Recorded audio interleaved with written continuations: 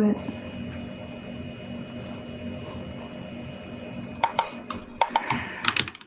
Hey, everybody on YouTube. How y'all doing? Guess what?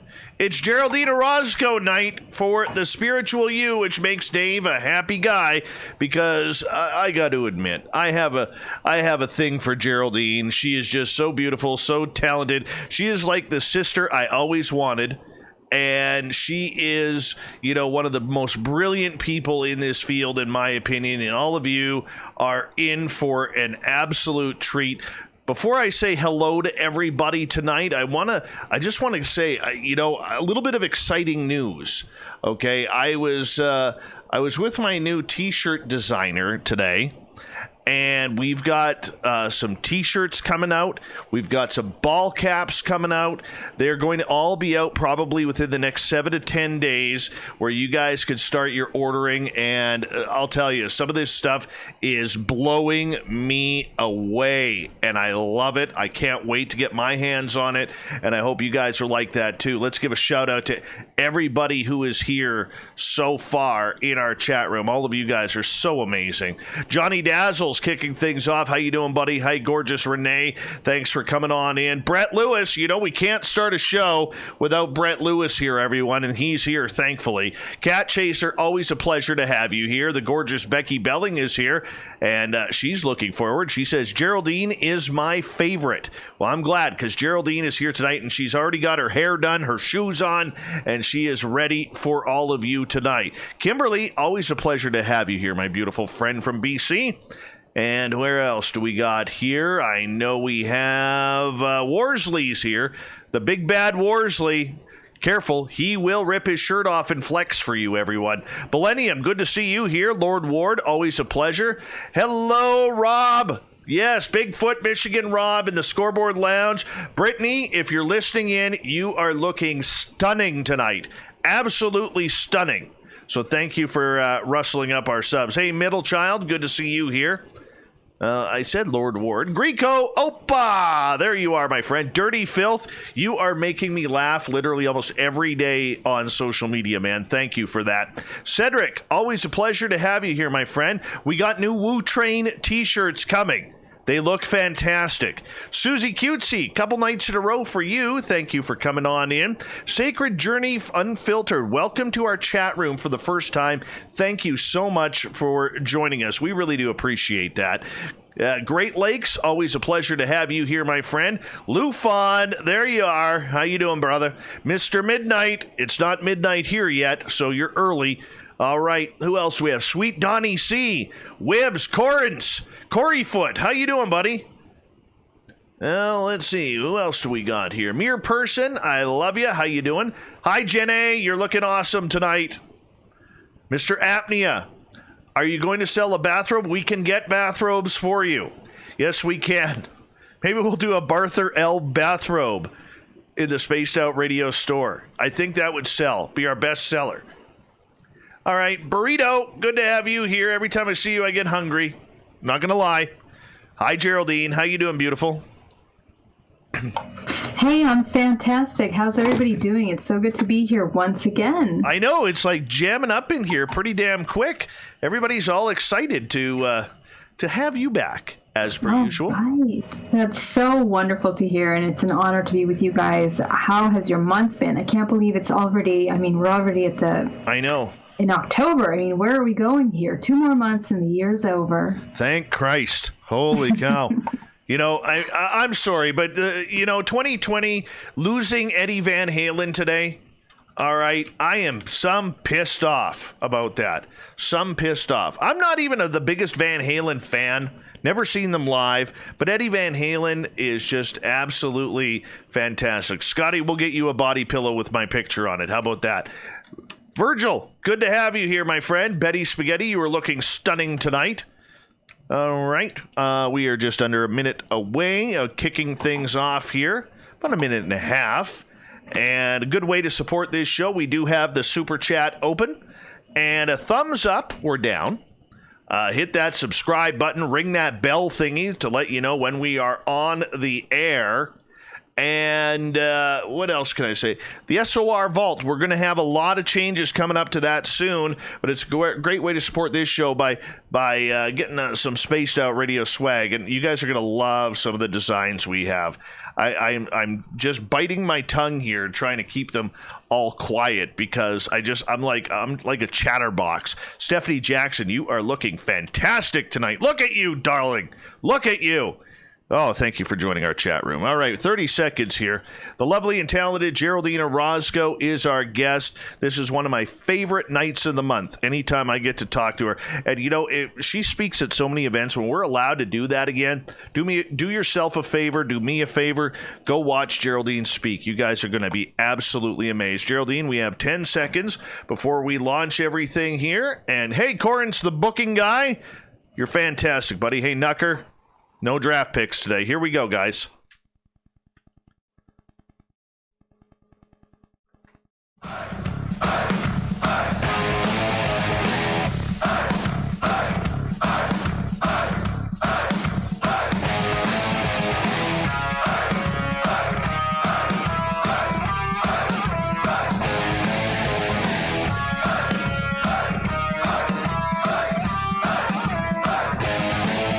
From the mountains of central British Columbia to you listening around the world, this, my friends, is Spaced Out Radio.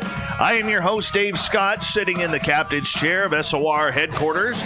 We welcome you to tonight's show on our terrestrial affiliates around North America and digitally on TalkStream Live and Revolution Radio. If you want to take a listen to our archives, we have them free for you at youtube.com/Spaced Out Radio. Just do old Davey the favor, hit that subscribe button. Our website is spacedoutradio.com, where we have a plethora of features for you, including rocking out to Bumblefoot and reading up on Captain Shirk's SOR Newswire. Follow us on Twitter at Spaced Out Radio and on Instagram at Spaced Out Radio Show. Tonight's show is brought to you by Chive Charities. Help make the world 10% happier by visiting Chive Charities today. You can find them on our website. Tonight, the lovely and talented Geraldine Orozco is back on Spaced Out Radio, and I absolutely love it when she is here because she always seems to bring us our Zen and our Chi on the spiritual you. Geraldine in 2017 underwent several hypnotic regressions with vetted therapists. Why? Because she had to figure out what was going on with her. The regressions uncovered a long line of history of abductions from aliens and participation in human hybridization. She believes she has had 24 hybrid children as a result. Her life is now dedicated to the dissemination of knowledge of hybridization programs and the correction of the commonly held dogma of the human genetic timeline, historical record, and human structure. She is the owner of Bay Area Meditation. Throw a .com on the back of that. You have the website. That's in San Francisco, California, and she works with some media giants. She is one of the most wanted people when it comes to speaking on everything from consciousness, spirituality, all the way to ET contact. Then at the bottom of hour number 3, I will bring you the SOR Newswire, brought to you by Paranoia Magazine. Geraldine Orozco, I love it when you're here. It's always a calming effect for me. How have you been? That's amazing. It's been such a powerful month. So much has gone on, and I'm just so happy to be here once again with everyone. Pleasure to connect with you, as always. So, ready to go. Oh, thank you, Dave. Well, that's all right. We love it when you are here, too, and thank you again for making time. This is one of our favorite times of the month around here as well. Geraldine, you know, for people who may not be familiar with your work, we always like to reintroduce you and let people know who you are. You are someone where you lived a busy corporate life. You were someone who was up at 6 in the morning and not getting home until 11 or 12 at night, which made you a very successful businesswoman in the San Francisco, California area. But then all of a sudden, all of that changed for you, and you gave up that corporate life. Tell us about it. So I was very much into working in the telecom industry before I even started my business. So it was all about 9 to 5. going to work. And it felt like Groundhog Day at some point, where it was just always the same thing over and over again. And what I realized is I began to feel almost like my creative spirit, my soul was dying, just being in a cubicle every single day with the same monotony. And after work, having just a few hours left of the day where you can scramble up some kind of activity that will help you de-stress from your long day at work and interacting with people. And it was just it just became such a terrible cyclical pattern, daily having to deal with those emotions and toxic people around you. And it came to the point where, amazingly, the company was outsourced. And as a result of that, I got sent to China to train my replacement. And it was in China that I actually was introduced to the import-export industry. And that's kind of how I started. I took my severance package. I was offered the position in China, but I would have had to take a big major pay cut, and I would have had to learn Chinese. And so that wasn't really working for me. And what I thought was, I don't want to go back to that monotony. And so I had already started learning about meditation. I had been meditating a lot, and I realized how much it helped me in my career. And I almost feel like, because of the work that I was doing to deprogram already at that time, this is 2008, 2009, I feel like because of that, it's almost as if the company, had this sell going on. It went bankrupt, and it was such a perfect opportunity to make a change. And so when that came up, I took the severance package. I invested it in a bunch of stuff that I imported in order to start my event planning company.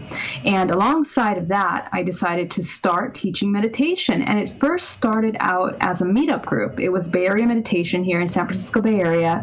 And I used to have 20, 30 people come to my office where I had an event planning company, and we just meditated. And now the group is up to 700 people. And it turned into a corporate thing. I started to get invited to people's companies and offices, and they're like, you need to come and teach meditation.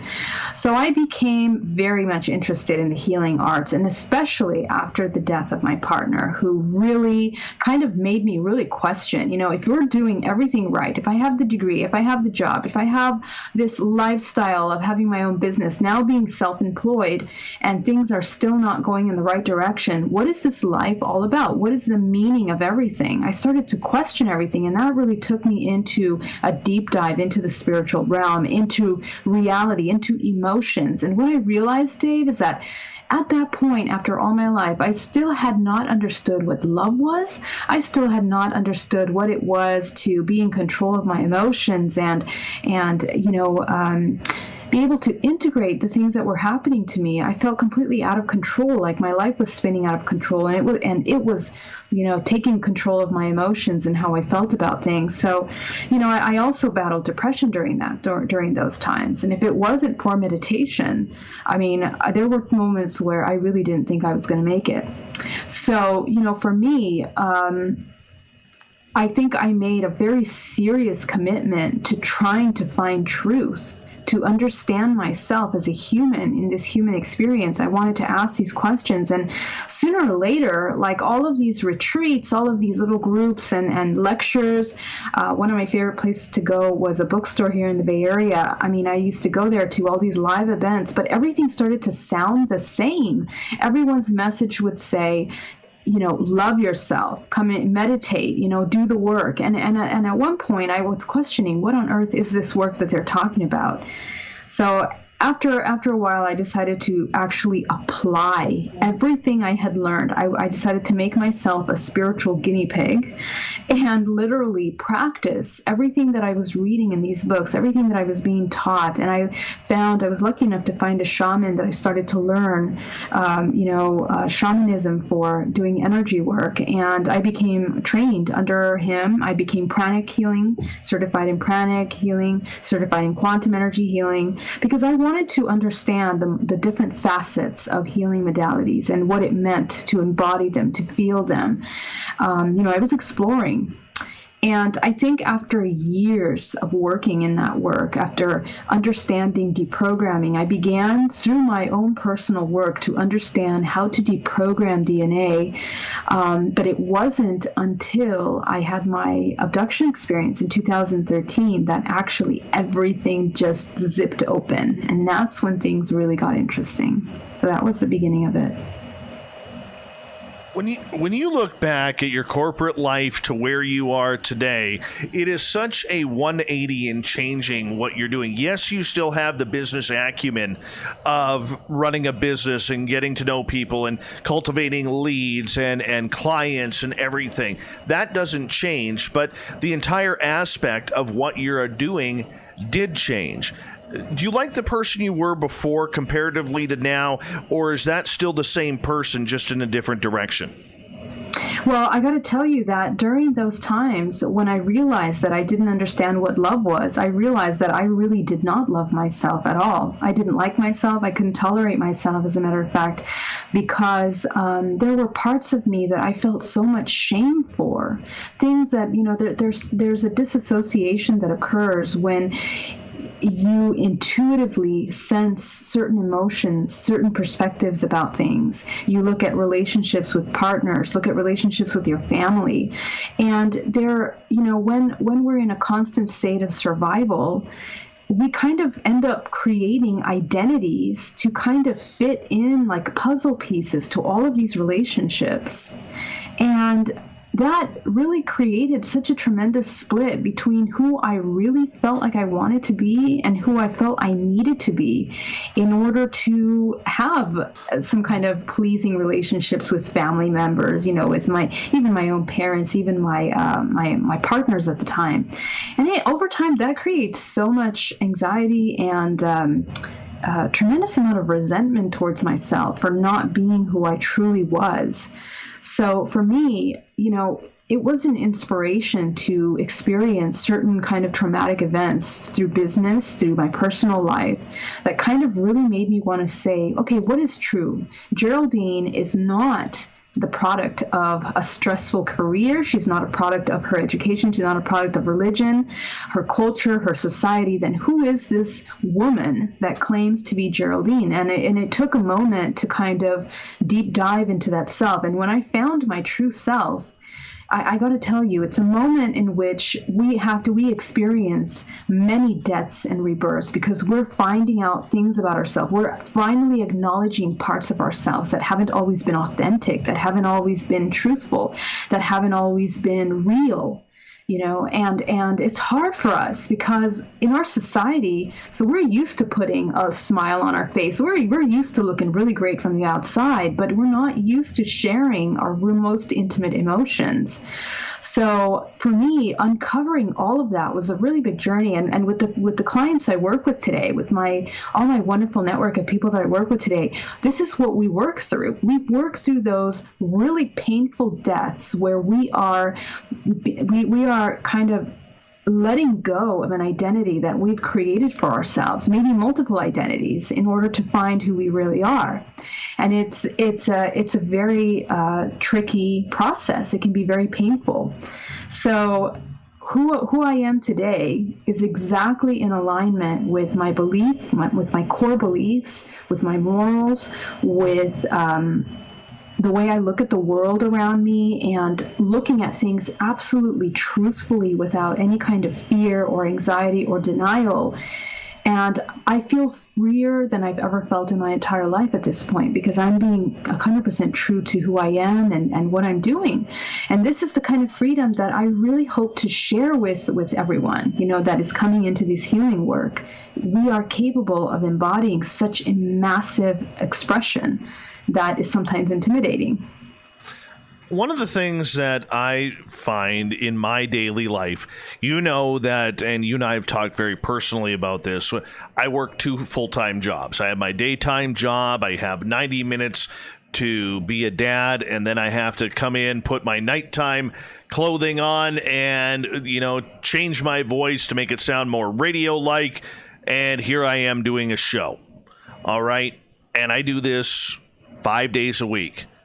And I can tell you, the one thing that I have noticed through this entire process is that dedication is something that a lot of people say they have, but they have no idea how to find it. And I think I'm good at that. I'll pat myself on the back for that one. But number 2, as I apparently just hiccuped there for a quick second, number 2, I would say that for a lot of us, whether you're working 2 jobs because you're just trying to keep a roof over your head and food on the table for the family, or whether you're like me where you don't need to be doing the secondary job, but you do it because you love it and you believe in it, like I do, okay, we get tired. We get frustrated. We get, we want everything now. We want everything. I'll be honest with you. And it leads into our thought of the day question today. I'm exhausted, and I know I'm not the only one. I'm not whining. I'm not complaining about it because there are choices that I make and that I don't have to make, because if I wanted to walk away from this show, which I don't plan on doing because I love it too much, okay, but I wouldn't have to worry. You know what I'm saying? Mm-hmm. But I do it because I believe in our product, I believe in our fans, I believe in our guests, and I believe that I have a lot of fun doing this. On a side note, the entire family goes to bed about 9 o'clock. Well, I would be up till like 1 a.m. anyways, so I might as well be doing something that I enjoy. So here I am. Anyways, with all of that, there's a lot of people like me right now who are just exhausted. We're exhausted from working. We're exhausted from our children. We're exhausted by relationships. We're exhausted by politics. We're exhausted about hearing about racial tension when all we want to do is live and be free, good human beings. We're exhausted. How do we continue on with very little energy? We got to look at the basics. What is it that exhausts us? What is it that drains our life force energy when it comes to all of these things that we have to do in our life? One of the things that we feel like we're doing, and it just goes back to what I was sharing with you earlier, what's exhausting is that we are putting certain masks, putting certain faces so that we can show up to the places that we've made agreements to with a certain presence, with a certain agreement, a certain emotional investment in relationships with our children, with our careers, with all these things. And all of those things are incredibly draining when we don't have a center core and identity of ourself that is in alignment with all aspects of ourselves. We become completely displaced. And so our energy becomes dispersed between so many different perceptions of ourselves, fears, anxieties, and we're constantly moving through these emotions throughout our day. So that becomes incredibly draining.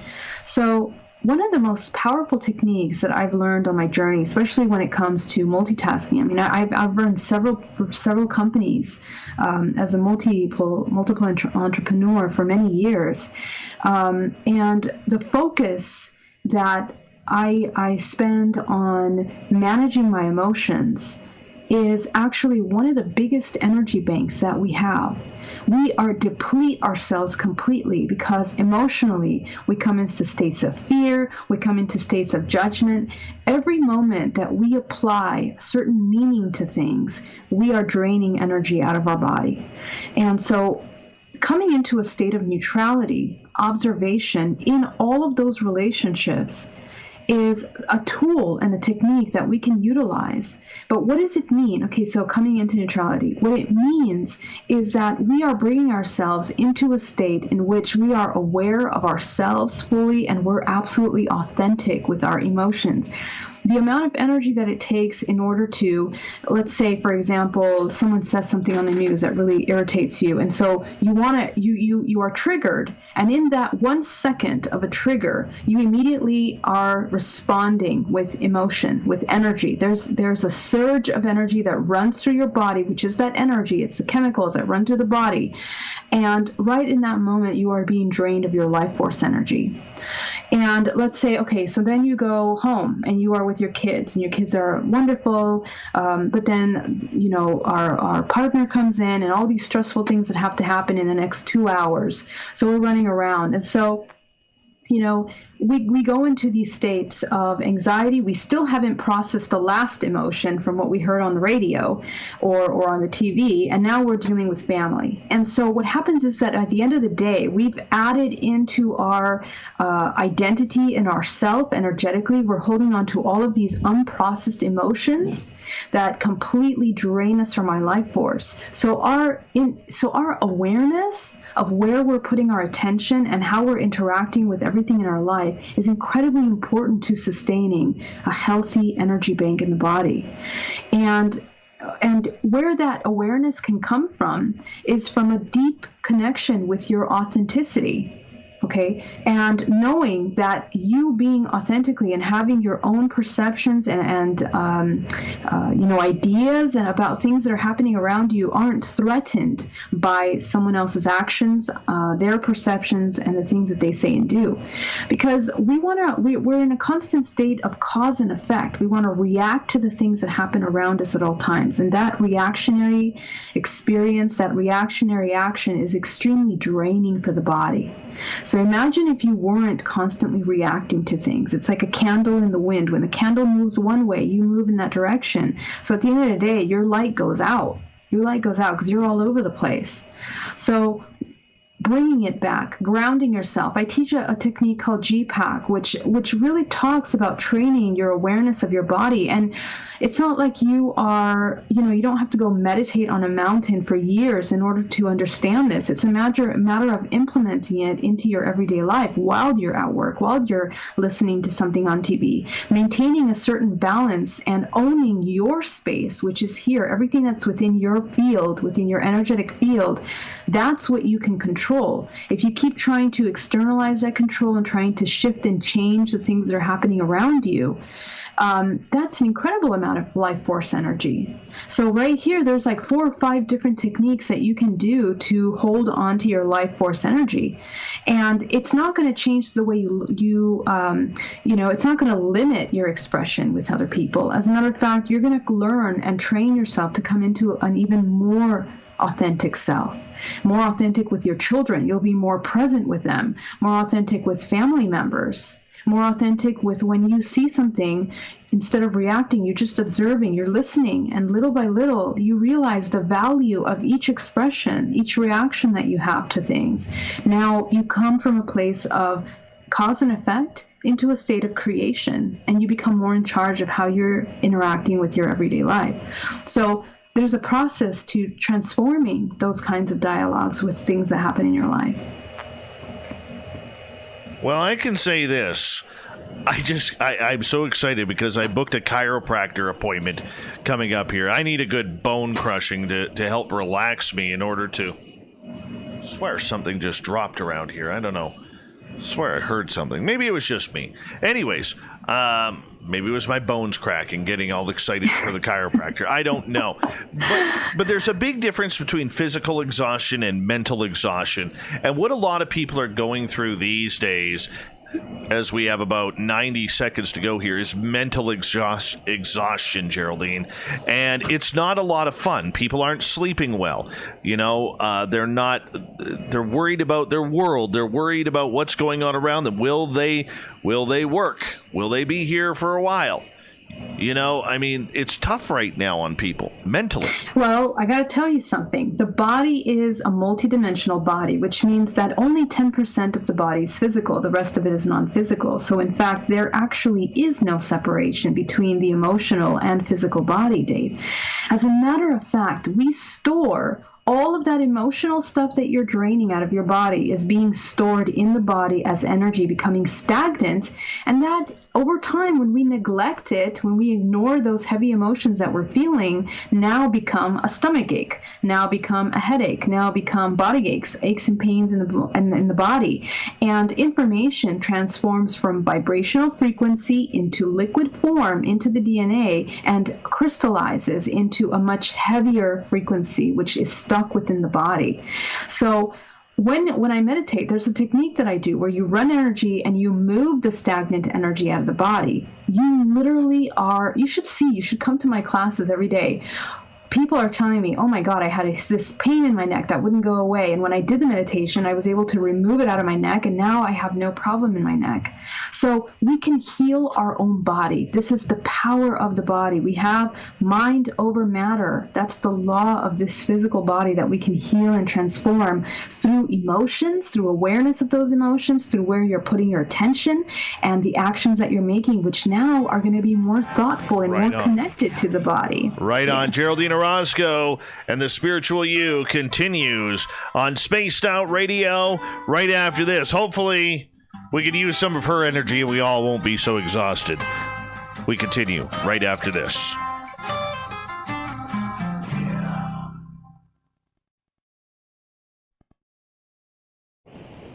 Hello, Geraldine Orozco. Hello. All right, we're clear.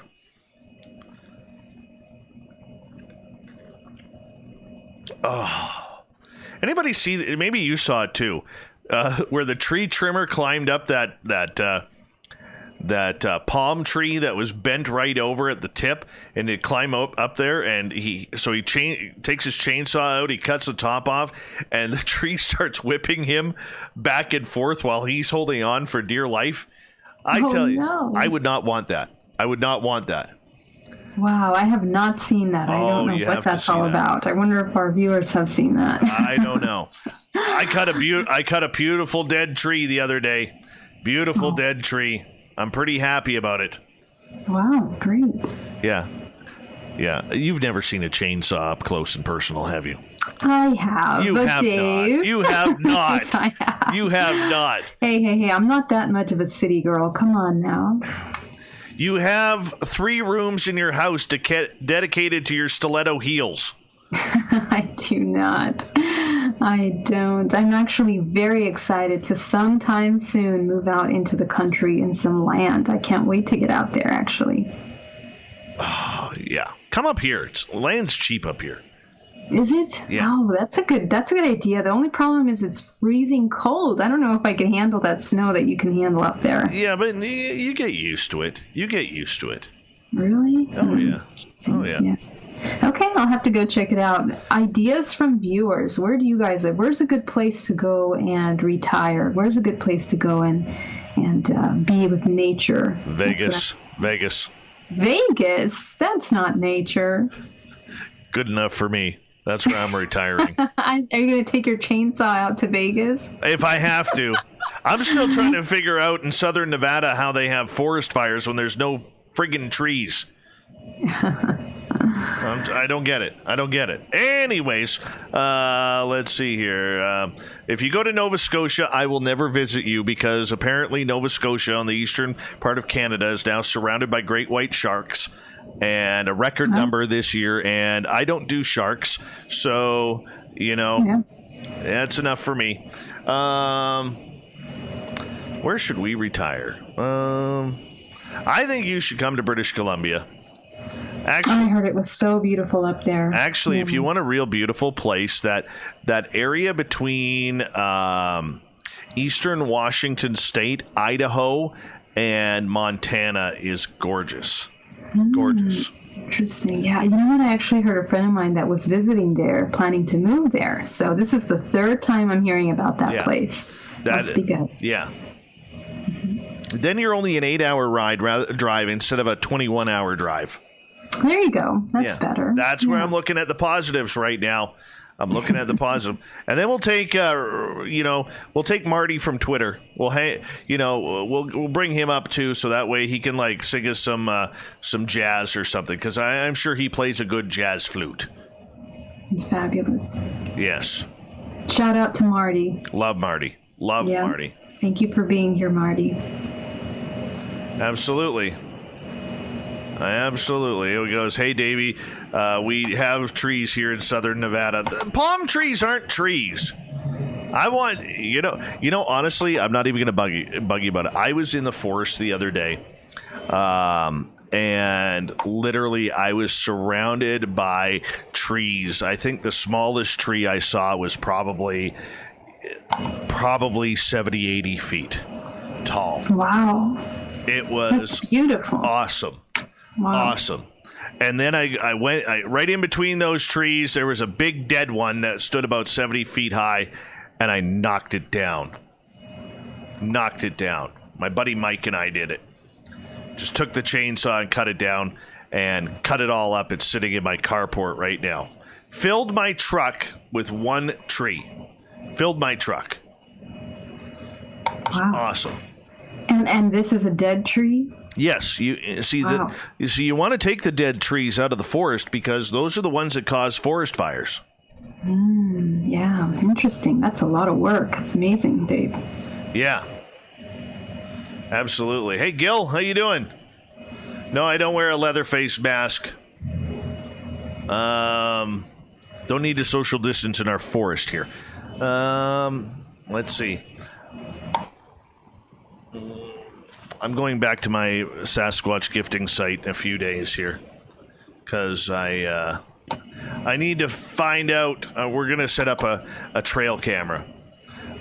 I'll tell you the story of the next half hour, Geraldine. But yeah, I can't wait to we do that. had something really, really weird. It could be completely human. Not going to say it isn't. Could be completely human.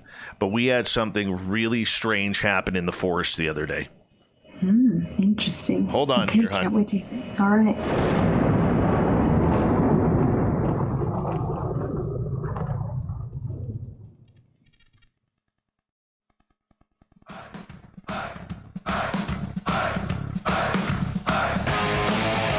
Second half hour of Spaced Out Radio is underway tonight. I am your host, Dave Scott, hanging out with all of you. Thank you so much for taking the time to jump on the woo train with us. We want to remind you that if you miss portions of this show or others, check out our free archives by going to youtube.com/Spaced Out Radio. Do me the favor, hit that subscribe button. Our website is spacedoutradio.com, where we have a plethora of features for you, including rocking out to Bumblefoot and reading up on Captain Shirk's SOR Newswire. Follow us on Twitter at Spaced Out Radio and on Instagram at Spaced Out Radio Show. Tonight, it's the spiritual you as we mark the return of the lovely and talented Geraldine Orozco, as she joins us once a month to bring us our Zen and our Chi. And right before the break with Geraldine, her website, by the way, BayAreaMeditation.com and GeraldineOrozco.com. Right before the break, we were talking about people being exhausted. You know, physically and mentally, we may be out of energy. We may be tired. We may be, just on the brink of not being able to think straight or properly anymore. I've noticed that I am making some errors that I don't normally make in my everyday life, Geraldine. And that's what happens when you've pushed yourself too far. Now, if you're physically pushing yourself too far, what does that do to the spirit? Mm-hmm. Yeah, I mean, and so as I was mentioning earlier, we are more energetic and more non-physical than the physical. And so, what we want to try to come into is an awareness now of a new human. What is the new human? The new human is a person that is aware of their multidimensionality. It's someone that's aware of how energy exchanges happen, how energy drainage happens from the body, how we end up depleted because of toxic people that we're with, choices that we make, emotional investments that don't serve us. So all of these things affect the body and the bank of energy that is reserved in order to apply and make changes that create vitality in our life. You can, there have been times in my life where I was working, oh my goodness, almost 16, 20 hours a day because I was working multiple shifts and doing multiple projects. And when I learned a couple techniques, for example, I'll teach you one of those techniques now. It's, first of all, grounding down to the center of the earth and eliminating all of the emotions, the heavy emotions that are within your body. The body is electric. It's like an electric charge. When you have too much of that static, heavy, negative charge in the body, all the organs come out of balance. Even the lymphatic system begins to operate because you're holding on to a tremendous amount of stress that causes inflammation in the body. And that causes your immune system to drop. It messes up with your sleep cycle. The body, when it doesn't go into nature, for example, when it's out of alignment with the natural circadian rhythm of the planet, or when it's out of alignment with its natural flow of toroidal energy that moves through the body, it becomes out of balance. And there's many layers of this, depending on how our relationship is with the divine feminine and masculine, relationships with father and mother that we have, programs that we're holding on to ancestrally, will feed into our experiences, and they will inform the triggers that we have. And if we have a lot of triggers that are unresolved, we become slaves to those triggers, because our day, instead of being an enriching, energizing, and fruitful day, it ends up being nothing but a cause and reaction to trigger after trigger after trigger, that we're just barely surviving. The body goes into survival mode. And so the body is pulling information on how to respond to events around us from many locations. It pulls from the organism, the physical body, right? So all the systems of the body and the natural balance that the body is in. So whether the organs are functioning, whether the digestive system is functioning properly, the biome within our bellies that are either in balance or out of balance also play a tremendous role in how we are managing our energy. And also our eating habits take a lot of energy. If our eating habits are full of sugar, for example, or heavy or fattening things that drain and cause us to rise and crash energetically, the biome is out of balance. The physical body is out of balance. And so all of these really, really important parts are constantly writing our DNA, right? So we look at epigenetics to understand how the environment affects our DNA. So if your DNA day after day, month after month, year after year, is being written by the same program of self-destructive behaviors, emotions, actions, and habits, what are you going to end up being? You end up being a completely out of balance organism. And if you look at your body energetically, your energy body is full of holes. It has cracks. Your chakras are all messed up. The organs are suffering, and you're stressed, and you're mostly in survival mode, because you are in survival. You're trying to survive. This is where your perception is coming from. So in order to rebalance this body, this energetic charge that you are, we have to reset. We have to train and show the body how to come out of that survival mode into a state of balance.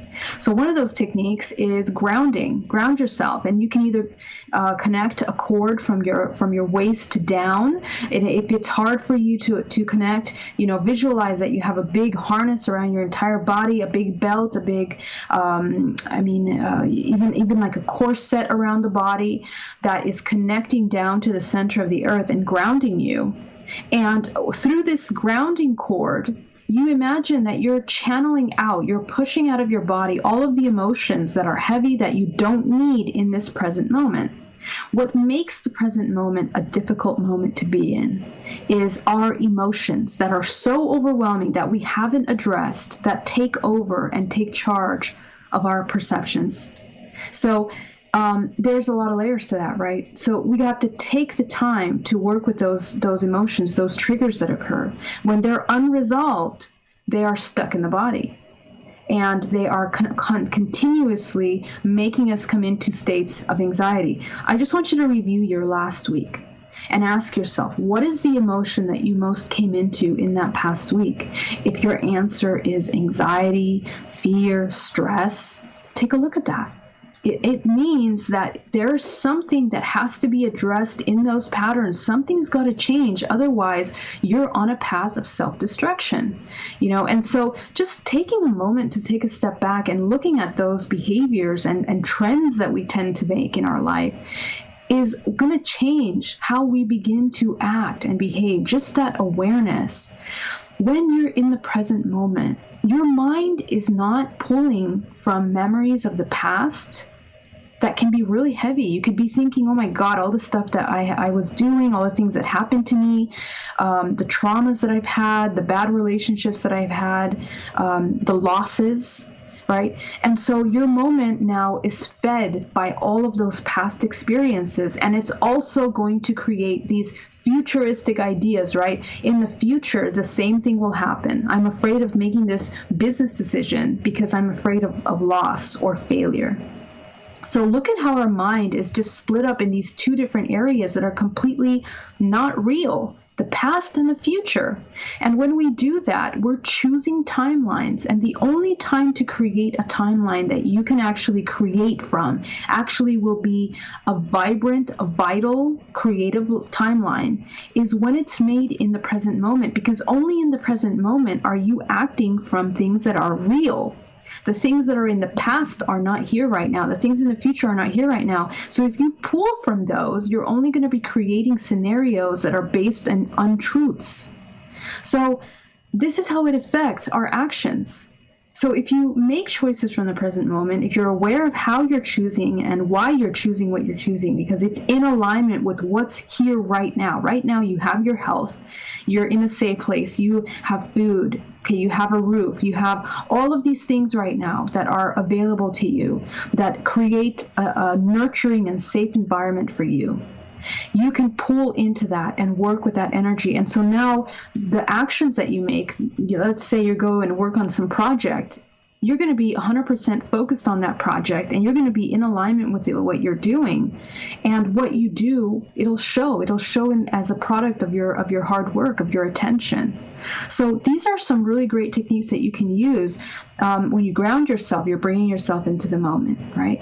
When you protect your body, you're aware of your energetic space. You're not allowing yourself to drain energy, and you're not acting from fear. So, for example, if you're comparing yourself to other people around you, or you're fearful of how your actions are going to affect things, all of those thoughts are things that are coming from the fear, past and future. So again, bring yourself into the present moment, and that will really affect, how you act moving forward. There's a lot of fear right now, though. Okay, there is a lot of fear. I mean, take the political side out of it. Okay, I'll go through what I go through. Okay, my community, it's only 1,800 people. Okay, we're all worried about the COVID, and I will say this, and I'm going to put this, I've said it before, I'm going to put it on record again, okay? I am not a COVID denier like a lot of conspiracy theorists out there. I do believe it is out there. I do believe it is a horrific disease. I've met a number of people who have had it and battled through it and thankfully survived. Well, of course they survived, otherwise they would have been talking to me. My cousin runs the COVID program in my old hometown, as he's one of the top doctors and disease specialists in Canada. All right, I fully believe this is happening. Okay, but what I can't handle, and it's my own anxiety that I am dealing with, and I know there's others out there because I've talked to them, whether they're in our audience or whether it was publicly, out when I was out in town or just hanging out with friends. What I can't handle is paranoia. All right? I can't handle paranoia. So, for instance, I have no problem with wearing a mask. Do I prefer to wear a mask? No. If I don't have to wear a mask, I don't. Okay, and there's a lot of places here where we don't need to wear a mask. All right, but for those areas that we do, what sets my anxiety off is when I see things going overboard, or what I perceive as going overboard. For instance, a couple months ago, went to buy a new pair of shoes. And we have one shoe store in town. And every time I took a step forward, the lady who was helping me would absolutely jump back in absolute fear. If I moved 6 inches forward, she jumped 3 steps back. And that bothered me. That set me off. And there's a lot of people like that because we're not used to this. Our bodies don't like this. We're not used to being in a hive. I go to the hockey rink yesterday for my son's first hockey practice, and they want us to sign out forms and all these COVID forms, and they're telling parents don't sit in the stands too close, but yet they have half the stands blocked off that you can't get to sit, so you're sitting away from other people. You know what I'm saying? That sets off my anxiety. It's things like that. And for a lot of people, Geraldine, when it's like living in Groundhog Day, thinking, am I the only person who is getting that, yes, there's a pandemic going on, but no, we don't need to hit the paranoia button along with it? Right. I mean, it's difficult, right? I mean, you are able to kind of rationalize this, but the problem is that, unfortunately, we've been bombarded with all kinds of mixed messages and all kinds of things in the media that make us feel very paranoid about what's happening right now. So, we gotta be compassionate about that. A lot of us that are listening to that, I mean, it's a tremendous kind of manipulation of our fear that's occurred. Sometimes things have been taken so out of proportion, and there's a lot of disinformation that causes us to feel very, very unsure about what's happening and how to respond, how to act when we're in those situations that are so simple, like going shoe shopping or being there. And I got to say, I feel for the people that are out there that are working right now, during all of this, because you think of what they're experiencing. Obviously, they're in a tremendous amount of fear right now because of what's occurring.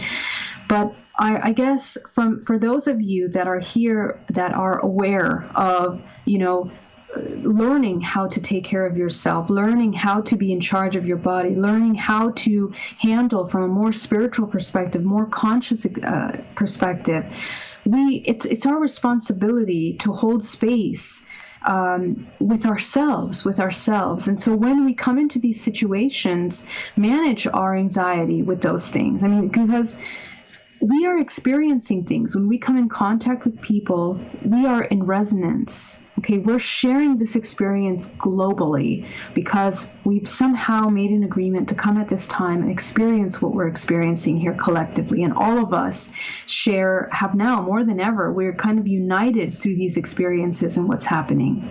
So it's an opportunity in my eyes, if you wish to look at it in this way, in order to really learn how to manage this kind of anxiety that we feel.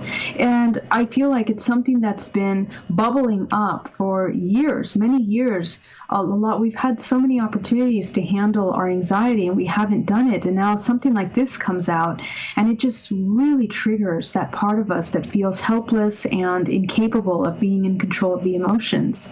So I would say that now more than ever is a time for us to become aware that we can be in control of the emotions. And Dave, you're a very spiritual person. I mean, all of us, we work so hard to try to maintain our inner balance that this is the tools that now is the time to apply all of the things that we've heard about, right? Learning how to calm ourselves, how to be aware of that, and be compassionate of the people that are on the other end of that, which don't have the tools.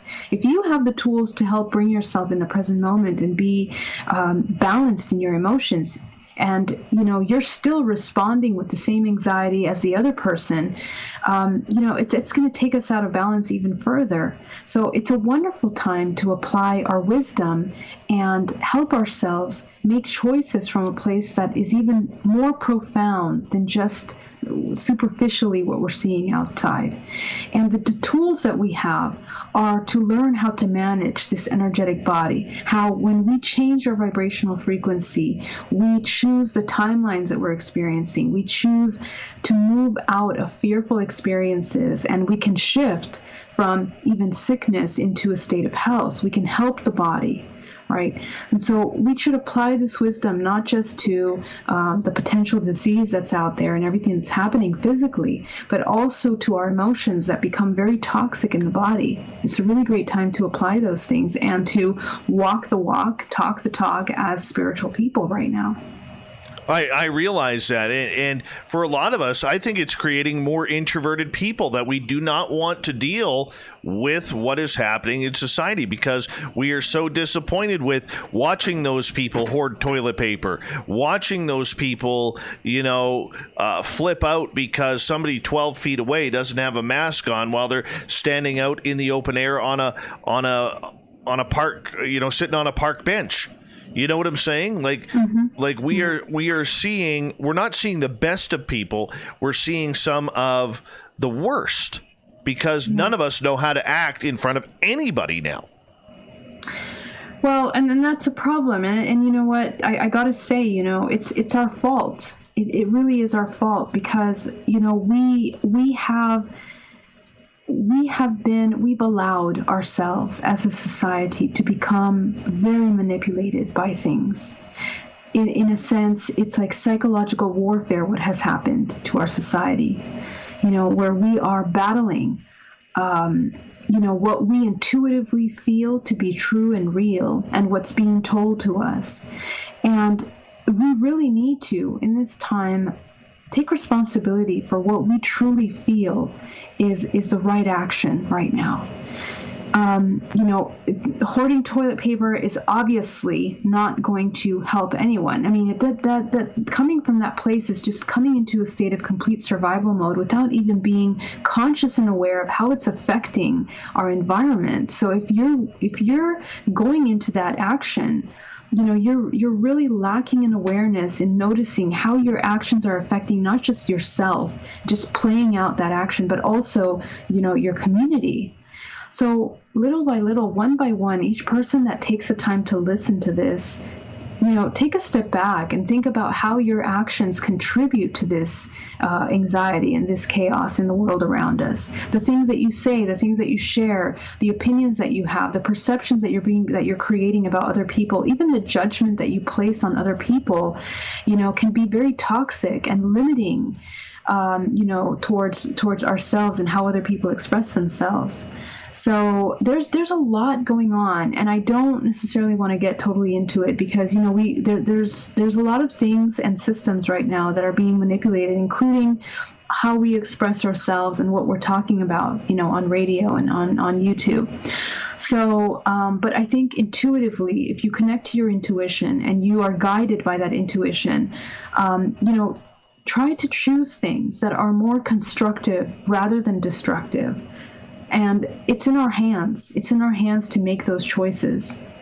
We want to come into a unity consciousness. The only way we're going to be able to do that is to stop believing the things that are an inversion of natural truths. Our ability to heal our body is very much there. If you know that, you can't go into a state of chaos when you hear that these things are happening around us. There's a natural order to things in this world. And if we understand that truly in our body and our mind, then we're going to be acting from that truth. So it's in our hands. It's in our responsibility how we handle and run our families, how we communicate with our children, how we feel around our children even, because our children pick up everything that we feel. And so then it just begins to, propagate. It's like it runs from one person to another. We're contagiously contaminating everyone with fear, with all this anxiety. And so that has to stop, and it stops with us. Right. So, yeah. I want to ask you this, though, okay, as we only got about 2.5 minutes before we go to break at the top of the hour, Geraldine. All right. How do you divide the reality of what's going on and trying to balance that when, as you stated before, you're hammered by the media, which you don't know where to turn in the mainstream. You can't trust them very much anymore. And on the flip side, on the alternative media, you are hammered by a lot of erroneous and false conspiracy theories. Right. Like this is part of the time that we're going to right now, energetically, collectively on the planet, is to learn how to exercise our discernment. You've had years to train your intuition. If you're not working actively right now on training your intuition so that you know what's in alignment with you, these times are hard right now, and they're only going to get harder because of how technology has spread to the level that it has and how easily manipulated these platforms are. Social media, the news platforms, television, all of these things are bought. They're bought and paid for specific agendas. If you don't understand that now, then you need to research and understand what's happening. And once you do, you have to pull away your attention, your energy, your investment with your time is paying for those platforms to continue to create chaos in our world. And so part of our responsibility is educating ourselves on how these platforms are paid for and who they're run by, so that we can learn how to gently move away from being codependent on those systems and training our intuition. Our society is coming into a new era. It's an information era, but it's an information era that's not connected to technology. It's connected to the biotechnology of the body, which is a profound connection to your intuition and to what is in this human organism, this biotechnology that we have, instead of connecting and becoming transhumanism, which we are deeply interconnected with technology, which is very easily manipulated. So that differentiation has to be made now in the early beginnings of how we're beginning to change in society right right now. Geraldine, wonderful place to end it as we will continue this conversation when we come back. Geraldine Orozco's The Spiritual You happens near the beginning of each month here on Spaced Out Radio. Her websites are GeraldineOrozco.com and BayAreaMeditation.com. We love it when Geraldine is on Spaced Out Radio. And we're going to continue, and we'll take your questions if you're in our chat rooms or on Twitter at hashtag Spaced Out Radio. Geraldine Orozco's The Spiritual You continues right after this.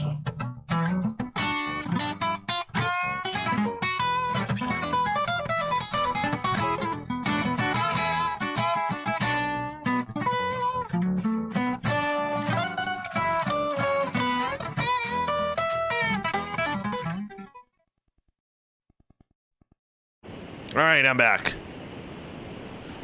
We got 6 minutes. I'll be right back. I'm just going to run my dogs outside, okay? All right, great. Me too. Bumblefoot.com, where you can find out about my tour schedule, my music, and everything else. Bumblefoot.com keeps you up to date on what I'm doing and the best way to stay in touch with my music and music camps. Sign up for my newsletter at bumblefoot.com, and remember, little brother is watching. Are you an experiencer of something strange that can't be explained? Do you want help finding out what's going on? I'm Ryan Stacy, head of the Experiencer Support Association, otherwise known as TESSA. We've teamed up with Spaced Out Radio to investigate cases filled out in the SOR Sightlines report. We are independent, and there's no cost to what we do. All we need is your experience. Let's find out what's happening together on the SOR Sightlines report. For the price of 1 cup of coffee a month, you can become an SOR Space Traveler. The Space Travelers Club is a place where you can interact with other listeners, either live during the show or on our great forum. We want your stories, pictures, comments, and ideas. You'll get live video streams, exclusive content, and be a part of our newsletter. Stay in touch with everything SOR. The Space Travelers Club is just $5 a month at spacedoutradio.com. Hi, this is Amber Beckrud, and I want to invite you to subscribe to our YouTube channel where we store all of the SOR show archives for free. And as an added bonus, every 2 weeks I'm posting brand new content on Cryptid Tales, where I will get into some of the spookier legends and folklore from around the world and tell the stories that go with them. Find us at youtube.com/spacedoutradio and check out Cryptid Tales today. Drop a comment and let me know what you want to hear. See you there. Hi there, this is the paranormal lawyer Michael W. Hall. I'd like to invite you to listen in each Sunday night where we're going to open up your eyes to everything strange and paranormal. I will be hosting some great guests with topics that affect us all, such as UFOs, ghosts, and everything paranormal. Let's learn together on Spaced Out Radio Sunday with myself, Michael W. Hall, the paranormal lawyer at spacedoutradio.com.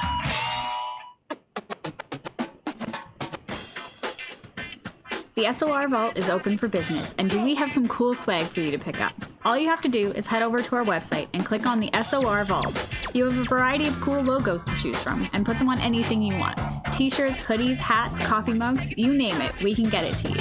So do your shopping by supporting the store you love. Get your Spaced Out Radio swag at the SOR Vault today.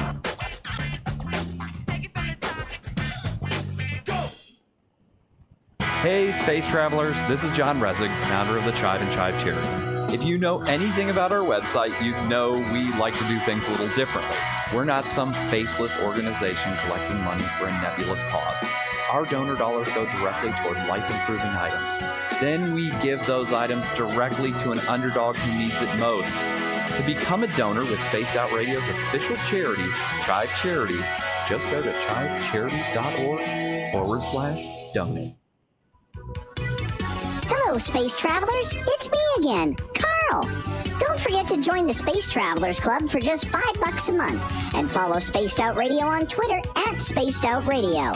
Our Instagram, Dave Scott SOR. Our Facebook page is Spaced Out Radio Show. Our archives are free at youtube.com/Spaced Out Radio. Come woo it up with Spaced Out Radio today. Bye. Are you intrigued by paranormal talk radio? You'll love the new Paranormal Radio app from TalkStream Live. You'll find a great selection of talk shows covering UFOs, ghosts, strange phenomena, and much more. Download the Paranormal Radio app now and start listening to the very best in paranormal talk entertainment, including the network you're listening to right now, the Paranormal Radio app. Free in Google Play and the iOS App Store. The party is always on at the Moose Vancouver. All right, I'm back. We got 2 minutes, Geraldine. 2 minutes. All right, great. I'm still here. Wonderful. Wonderful. I'm glad you're here, too. Thanks, Dave. Yeah, I'm that guy. I'm that guy. Hey, George, how you doing, buddy? Hi, Awesome Annie. If you're new to our chat room, thank you for joining us. We really appreciate it. So anyways, a few weeks ago, I went and set up a gifting site for Sasquatch at this area where we got talked to a couple years ago, where we heard the Sasquatch voices. Mm-hmm. And my buddy Mark puts out a nickel, an old 1960s nickel. And anyways, the next time we were there, a couple weeks ago, the nickel is gone. And it's in an area where very few, if anybody, is going to be walking. So we went back there this last weekend, and my son was with us. And he goes, "Hey, Dad, look at this coin just sitting on this plastic ball here." And there was a 2019 nickel now sitting on an area which would, if there was a heavy rain or a heavy rain or a windstorm, that nickel would be pushed down. I am tripping out over that nickel. Tripping out. Wow. How on earth did it end up there? That's so strange. I know. This is what we're trying to figure out. So we're going to go set up a webcam, or not a webcam, but a trail cam for it. Quickly, before we get back to the show, thank you to Kimberly and Avni Jesus for the super chats tonight. Here we go.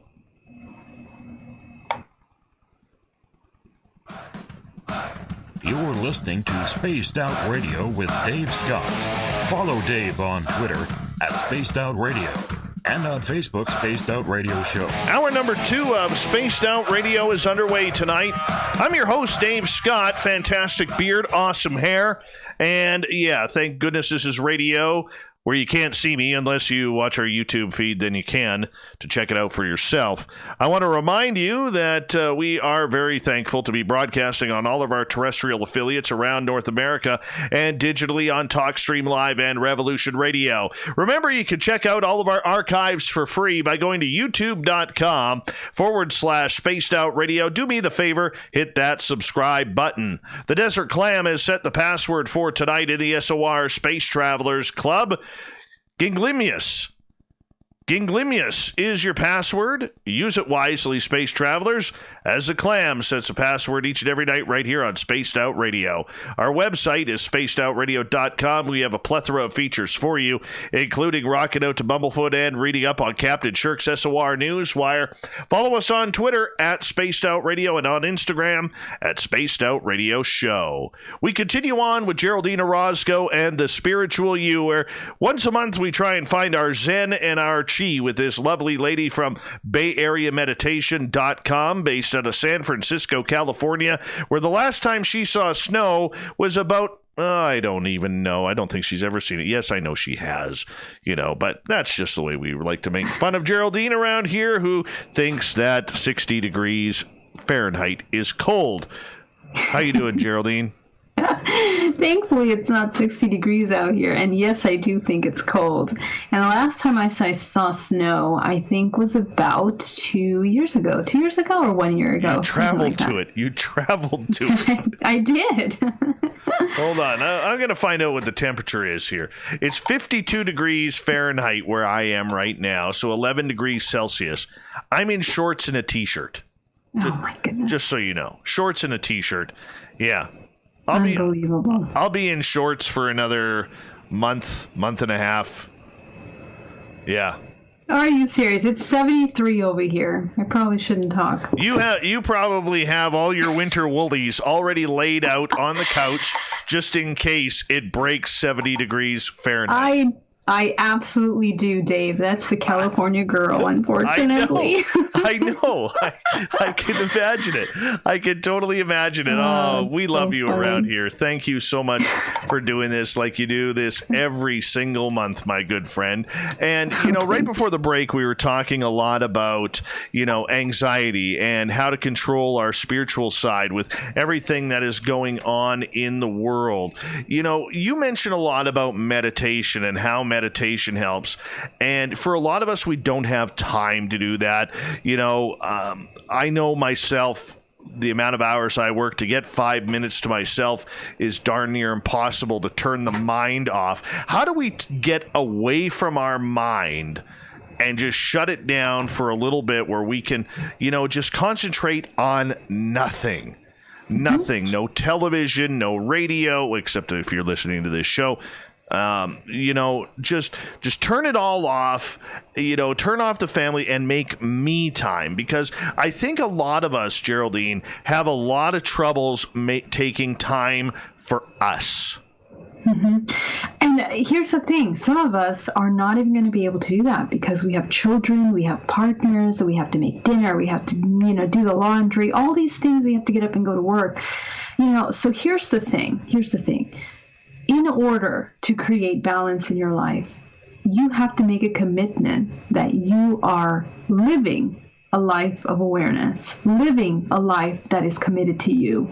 And so what you're now doing is you're no longer creating two separate categories. The separate category of the me that's crazy busy and stressed out, and the me that is now in Zen mode or disconnected from all this stress. It has to be merging into one, okay? Because when you separate them, it's going to be impossible, because you're now compartmentalizing parts of yourself, which is literally impossible. So you have to integrate those parts of yourself, and you have to integrate this idea and this intention into every moment, even right now. Right now, where is your mind? Where is your body? Do you know how your muscles are tensed in the lower back of your body? In your belly? Are you anxious? Are you worried? So the awareness has to be in this present moment at all times, so that when you are with your children, you're fully in your body and you're 100% with them. Your children know that when you talk to them and you're stressed out, you're only saying, okay, yup, yes, all right, just to get through the emotions of interacting with them. Your partner knows when you're angry at something, you're speaking from that perspective. So, in other words, you end up being a complete inauthentic person throughout all your life, and this is the exhausting part, as we talked about earlier in the show. So, finding time for you should be every moment. You have to find time to be you, your authentic self, and at the same time, be what you need to do in that moment. And that is what has become idealistically difficult to do because of how society has shown us that our life needs to be, because of the entertainment industry, because of society, religion, and culture. We have all these ideas that the way life should be is nonstop little rat race that we're trying to be in constant survival mode. And that is a false concept that has to end now. I think that one of the things that came out to be a good product of this quarantine and all these things that are happening is that we were forced to take a step back. So let's take a look at that and notice the contrast of how it's benefited us throughout the last couple of months. Okay, of being able to take a step back from work, being able to stay home with family, just slowing down for a moment has given us a breather between this crazy survival mode life into a moment of rest. And now we can begin to create practices. So right now, wherever you are, be aware of your body. Are you shaking? Are you moving something? Are you moving around? Are you multitasking? Take 1 second, 1 minute to be absolutely still. And I want you to notice how much energy is running through your body right now, and it becomes difficult to stay still. Okay? So just that, if you can do that for 1 minute, if you can put 5 minutes split up throughout your day, do 1 minute in the morning, 1 minute at lunch, 1 minute in the evening, 1 minute before you go to bed, imagine little by little you're training the body awareness, and that is life-changing. I guarantee you, just that one thing will transform the way you experience your daily life. And then you can try to spend time to do other things. You can go check out Geraldine's YouTube channel, where she has really awesome meditations that can really take you a little bit deeper, a step more, guided into deeper practices. If you're familiar with Vipassana meditation, it's the practice of emptying your mind, emptying the emotions, and being completely still. It is amazing. It's like a vacation. And when you get up from that moment, you're so re-energized. You have restored the energy in your body. Okay. So, it's not a matter of making time. It's a matter of being that consciously aware person. And that is what's going to really make a huge effect in your life. What about for those, Geraldine, who are just beat up by daily life? Okay, maybe they don't have a good home life. Maybe, there's parents over there who try their best with their children, but their children continually just beat on them. And I don't mean that in a physical sense, but just, teenage attitudes or selfishness, because children are different today. You can't discipline children and like you used to, when you and I were growing up. Okay, kids are very smart these days. They're very attuned. They're way smarter than what I think. Like, I look at my kids and I think they are way smarter than I ever was at that age. Maybe it's the technology. You get beat up by social media. You get beat up by your bosses. You get beat up by, just drained emotionally each and every day. Is there a difference between recovering from emotional stress and emotional baggage comparatively to spiritual baggage?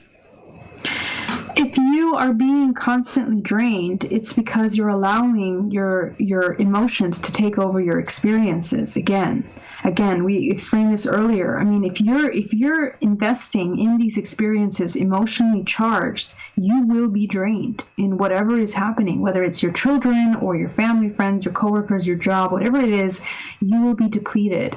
So the key to sustaining life force energy, an infinite source of life force energy, is for you to be in control of your emotions. The first 3 chakras are the connection to the physical plane. You are manipulated by your fears, by your sexuality and your ability to create, and by your emotions. Those are the main centers of manipulation for human beings. When we come into this physical 3-dimensional plane, the sensory body is what rules the experiences. And so if you are not in charge of those centers, you will be manipulated left and right by everything around you. Now, let me tell you, your children are a direct, mirror of all of the things that have been unresolved emotionally within you. They know you sometimes even better than you. Children have a certain way of tapping into absolute truths, sometimes that are very difficult for us to see or acknowledge or even want to acknowledge. And so a lot of times what causes frustration in children when they get into their teen years is that they have been completely dealing with a disassociation between intuitively what they know to be true and right, and that they've been feeling and experiencing conflicting thoughts and experiences with parenting, with emotions, with expectations of the roles of each person in the family that plays those certain roles, and even in society. Okay, they have to battle their hormones and they have to battle expectations, these false expectations that are created by society. And that causes a tremendous amount of anger that amounts as they get older. And so all of that is, they're feeding off of your frustration in life and anger and their frustration in societies. So you see, we have to be, as parents, a guiding light, holding space, which means that we got to know our emotions first. If we don't know our emotions and then we go into talking to our kids about it, our kids are going to call us out before we even get there.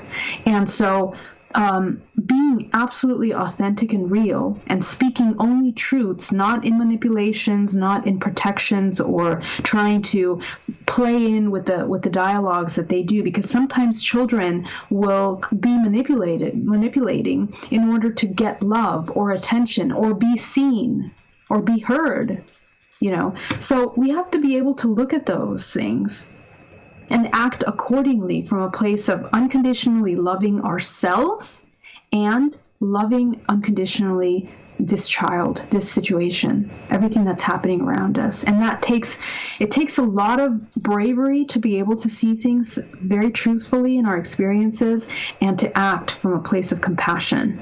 Okay, but this is a process that we got to do the work first. If we don't do the work, we end up depleted. Now, is there a difference between that? No, there isn't, because again, the body is storing all of these experiences in the body, and it's what makes us completely drained by the end of the day.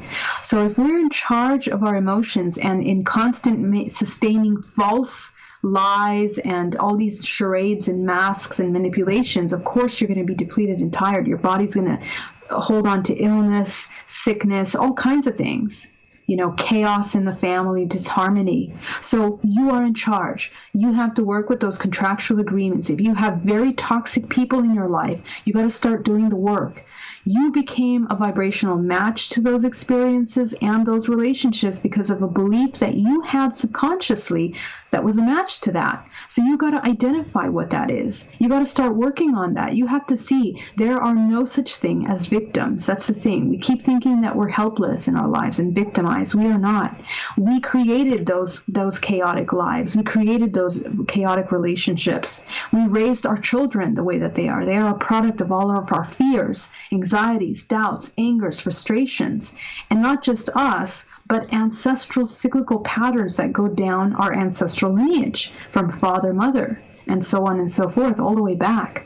So there's a lot that we as adults have to really understand, and it starts with getting to know yourself, to being absolutely authentic with the emotions, the fears that you have, and working on them little by little, taking time to do that, because otherwise we are continually going through these patterns, and our children are a product of that, and they take their frustration out.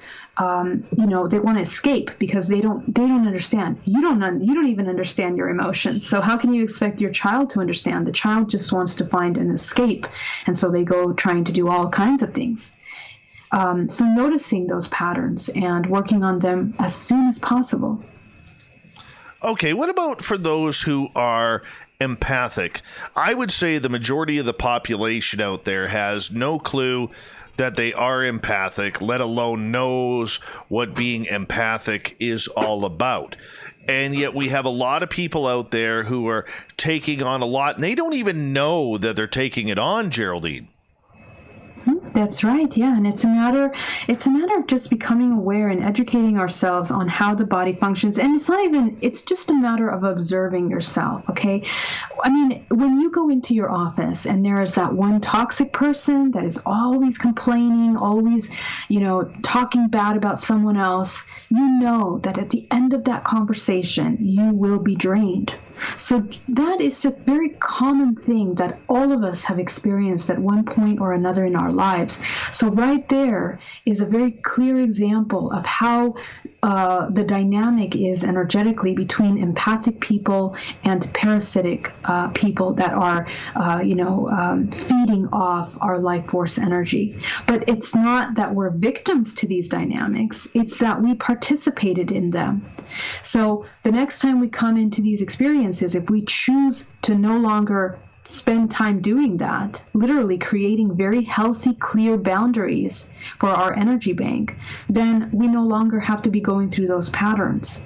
And so, we become aware of these things. We keep talking about these concepts like empaths and stuff like that, but all we're talking about is creating healthy relationships and healthy boundaries from a place of awareness. That's all you're doing. And you don't need to be empathic in order to know that if you're coming in contact with a toxic person, you should create healthy boundaries. You should say, I'm sorry, but at this moment, I don't have time to share right now, or I can't can't spend the time discussing these things, or I'd rather not discuss those things. So that way, in a way, they also become aware of that toxicity is not, it's not going to be had. It's not going to be supported in that environment.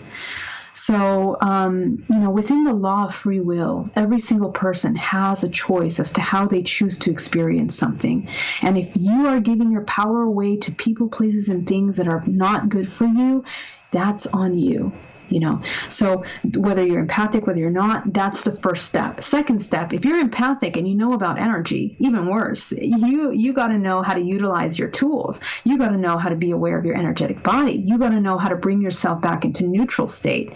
You have to know how to eliminate toxic emotions from the body, and then be in the present moment in order to choose and create the experience that you're going to have.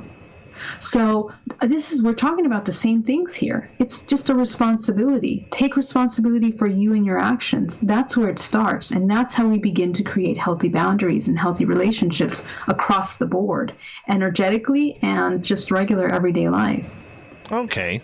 So for those who are taking on the energy and they don't even realize that they are, what's the first step in learning on how to deal with it?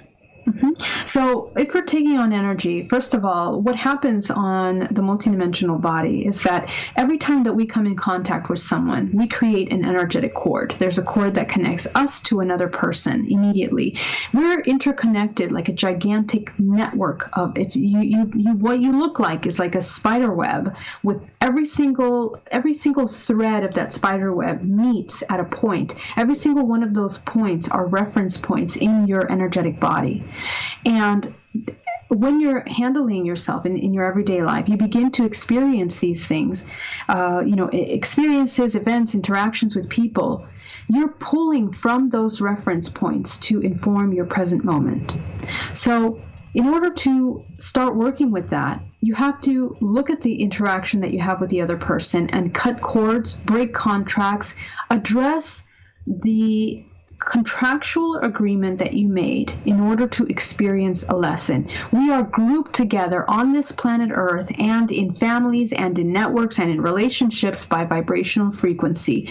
You are a vibrational emanation, and all your vibrational frequency is informed by the information that you're holding within your DNA. Your DNA is being fed by information that comes down your lineages, all the way down to the very beginning conception of life on this planet.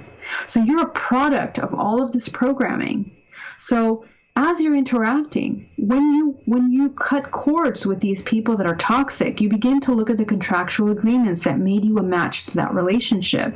This is how you can reverse them. You have to understand what your participation was in creating that relationship. And once you identify that, you can begin to dissolve and work on that part. Understand what it is that you were trying to get in order to attract that relationship. Okay, and this can be people that you meet on the street. It can be your family members, your colleagues, and coworkers. We are all a vibrational match and a mirror to one another. And sometimes, we have to really dig deep. We have to go under those layers of parts of us that the ego wants to preserve. It wants to protect itself from being seen. We've been so used to being heard sometimes that we have created a complete narrative that we adapt to. In all our lives, with our partners, even with ourselves, we continue to play out this narrative that is really toxic to us, that doesn't allow us to connect with our true authentic self. So that inner work has to be done. And so you have to understand your roles that you play in those relationships and why you play them. And see what's true. Does it serve you to play that role? What are you trying to get? If you're trying to get love and attention, which is usually what we are all trying to get from one another, is unconditional love and acceptance, to be seen, to be heard. If that's the intention behind all of these toxic experiences, then wouldn't it be easier to be that love, to give that love when it's needed, and address that part? What you're going to realize is that we live in a world of children. We are all children that have not been heard, that have not been seen, that have not been acknowledged or loved. And so when you start seeing at your peers like that, it begins to kind of change the way you interact with people. You can look at yourself more compassionately, and you can look at them more compassionately. And so now nobody's a victim. Now everyone is able to understand that they can become their own healer. Okay, so that inner child, what does it need? It needs attention and love. Okay, give it attention and love. So now you're not going out and trying to get that from your partner, from your friends, and they translate into these kinds of really toxic, codependent relationships. So this is just one of the ways that you can do. There's many ways to do this, and I talk a lot about this a lot in our daily meditations. But doing that work and cleaning that up, cutting cords, resetting your energy bank, becoming responsible for your participation in creating these dynamics, these toxic dynamics, is really important. Well, that's very, very important for all of us to learn. And when we come back, we're going to continue with Geraldine Orozco's The Spiritual You here on Spaced Out Radio. Her websites, GeraldineOrozco.com, BayAreaMeditation.com. The Spiritual You continues on Spaced Out Radio right after this.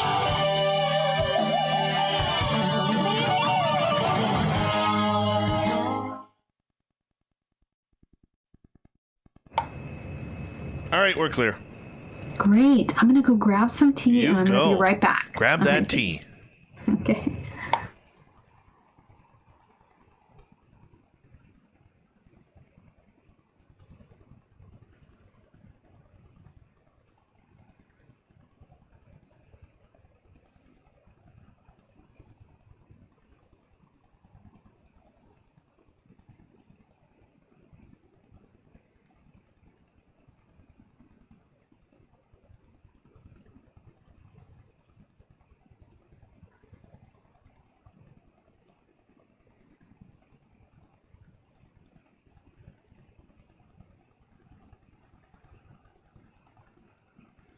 How y'all doing, YouTubers?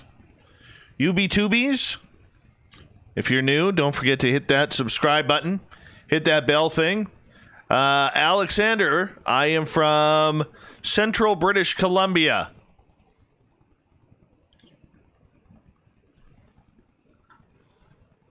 And I have a Tim Hortons in my town.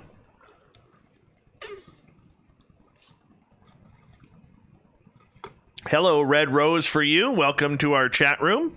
Really appreciate it. We're on break right now. Am I feeling fresh? Actually, I'll be honest with you. I was a zombie all day today. All day today. Oh, Cat Chaser with a lovely $2 super chat. Thank you so much. Thank you so much. Appreciate that. All the time you do that. That's just fantastic. Thank you. I don't deserve it. I do not. Hey, Xavier. How you doing, buddy?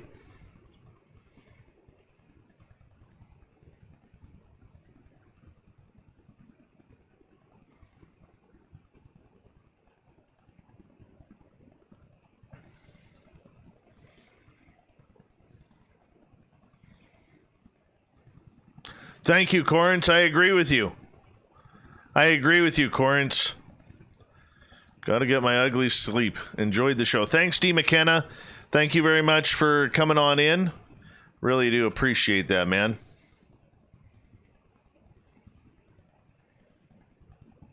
All right, I'm back. Well, that's nice. We like having you back. Thanks, Dave. All right. I gotta think of a topic here. Okay, I got one. I just had to get it out of the yawn. What's the topic? I want to ask you about UFOs. UFOs or contact? I don't know. What do you want to talk about? We could talk about contact. Obviously, you didn't like my topic, so I'll just go right back into my cocoon now. No, let's talk about contact for sure. Okay. Yeah. Let's do that. Let's talk about it. Let's do it. I'm good with it. Even though I've been to San Francisco twice and you haven't shown me around town yet. I know, but we gotta plan it. We gotta plan. You guys should both come down here and we can come do something. But right now, everything's in lockdown. I know. Hey, Lorian's, who said she would never do another conference, is doing another conference in March of 2021, tentatively. Oh, there you go. Well, so there's another reason. I'm hoping that I will be speaking there. Hoping, fingers crossed. And if I am, I hope you're going to be there too, because I can't do a conference down there without you. And even though you've actually, no, the last time you did come and watch. So I can't. Of course, I can't bug you about that anymore. Yeah, I was there. I remember. I know. I just wanted to bug you about that. I'm like, shit, I can't bug you about that anymore. You know, my goal is one day, I want to hear you swear. Oh my gosh. What for? I just want to hear it. I just one F-bomb. I'd be so happy. Oh, that's funny, Dave. Well, one day, perhaps. One day. Our goal during the commercial breaks, one time during this show, is to have Geraldine use profanity. Why don't we make another goal? Why don't we make some other goal? This is a fun one. This is a fun one. All right. She's going to be, oh, shit. I would accept that, just so you know. I would accept that. All right. Thank you to Cat Chaser, Kimberly, and Avni Jesus for the super chats tonight. Thank you to all the newbies coming on in, checking us out in the chat room for the first time. Here we go.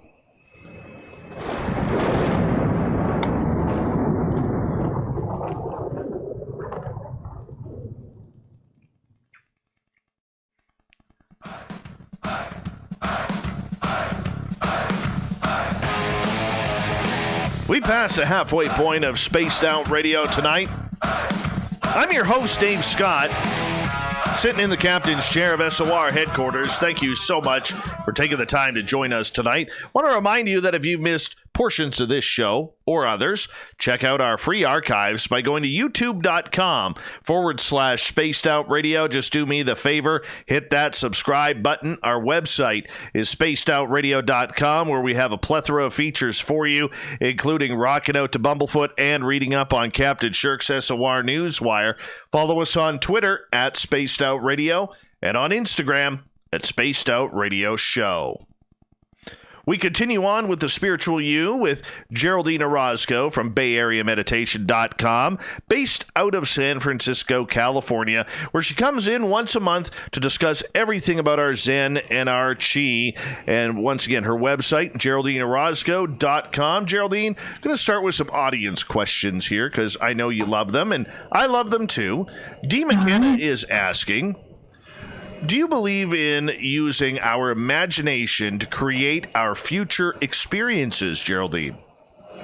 That's a very interesting question that I was actually kind of reviewing over this past week. And one of the reasons why is because I was looking at how we manifest timelines.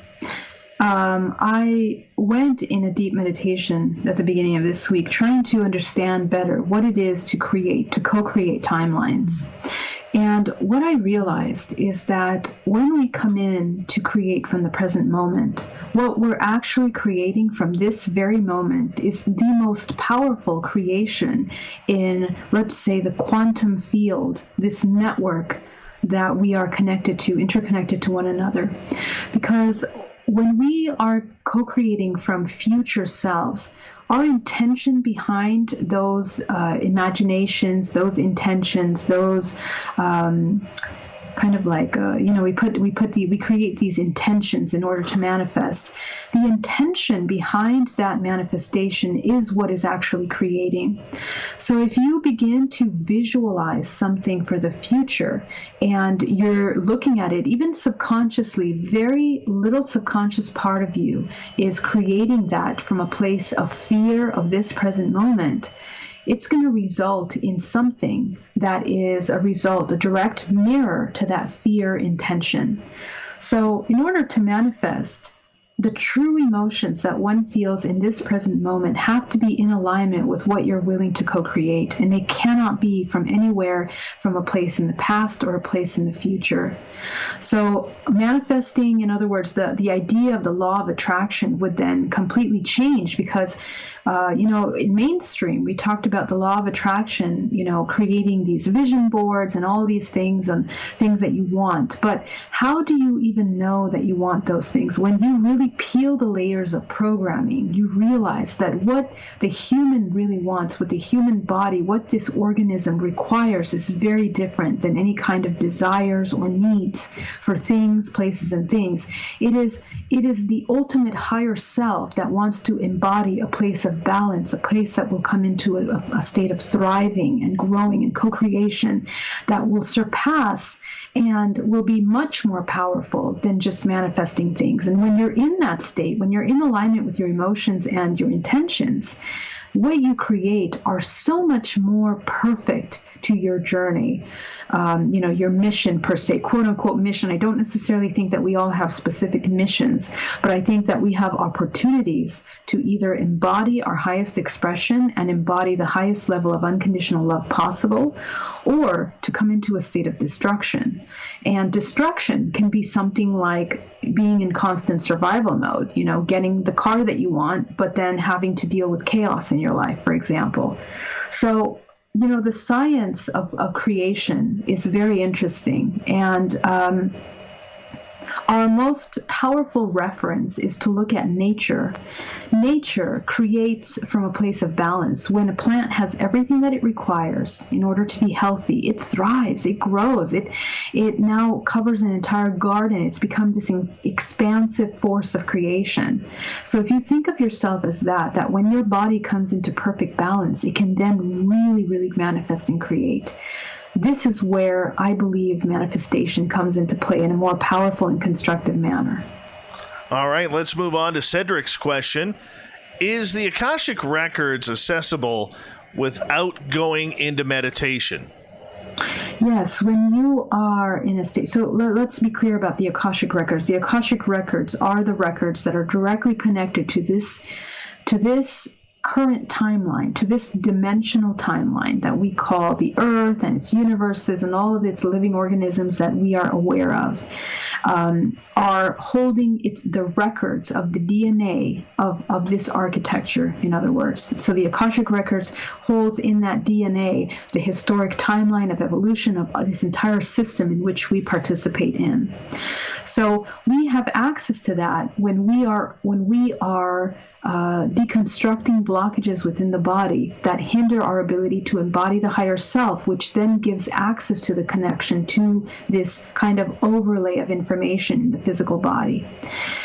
There's other layers of information that are available to us beyond the Akashic Records. The Akashic Records is simply the reference and let's say it's a library of information of the history of this evolutionary timeline. So we can tap into that when we are aligned with our spirit self, with our highest self. We can navigate it when we go into astral body. We can connect to these Akashic Records at any given time. This is what psychics can do. They tap into those informations. That's how they find information about you and your genetic network and you have what is it called, mediums that tap into your grandparents and ancestors. All that information is recorded in the Akashic Records, which is basically like the holographic DNA for this evolutionary timeline that we are part of. All right, let's move on to another question here from our audience.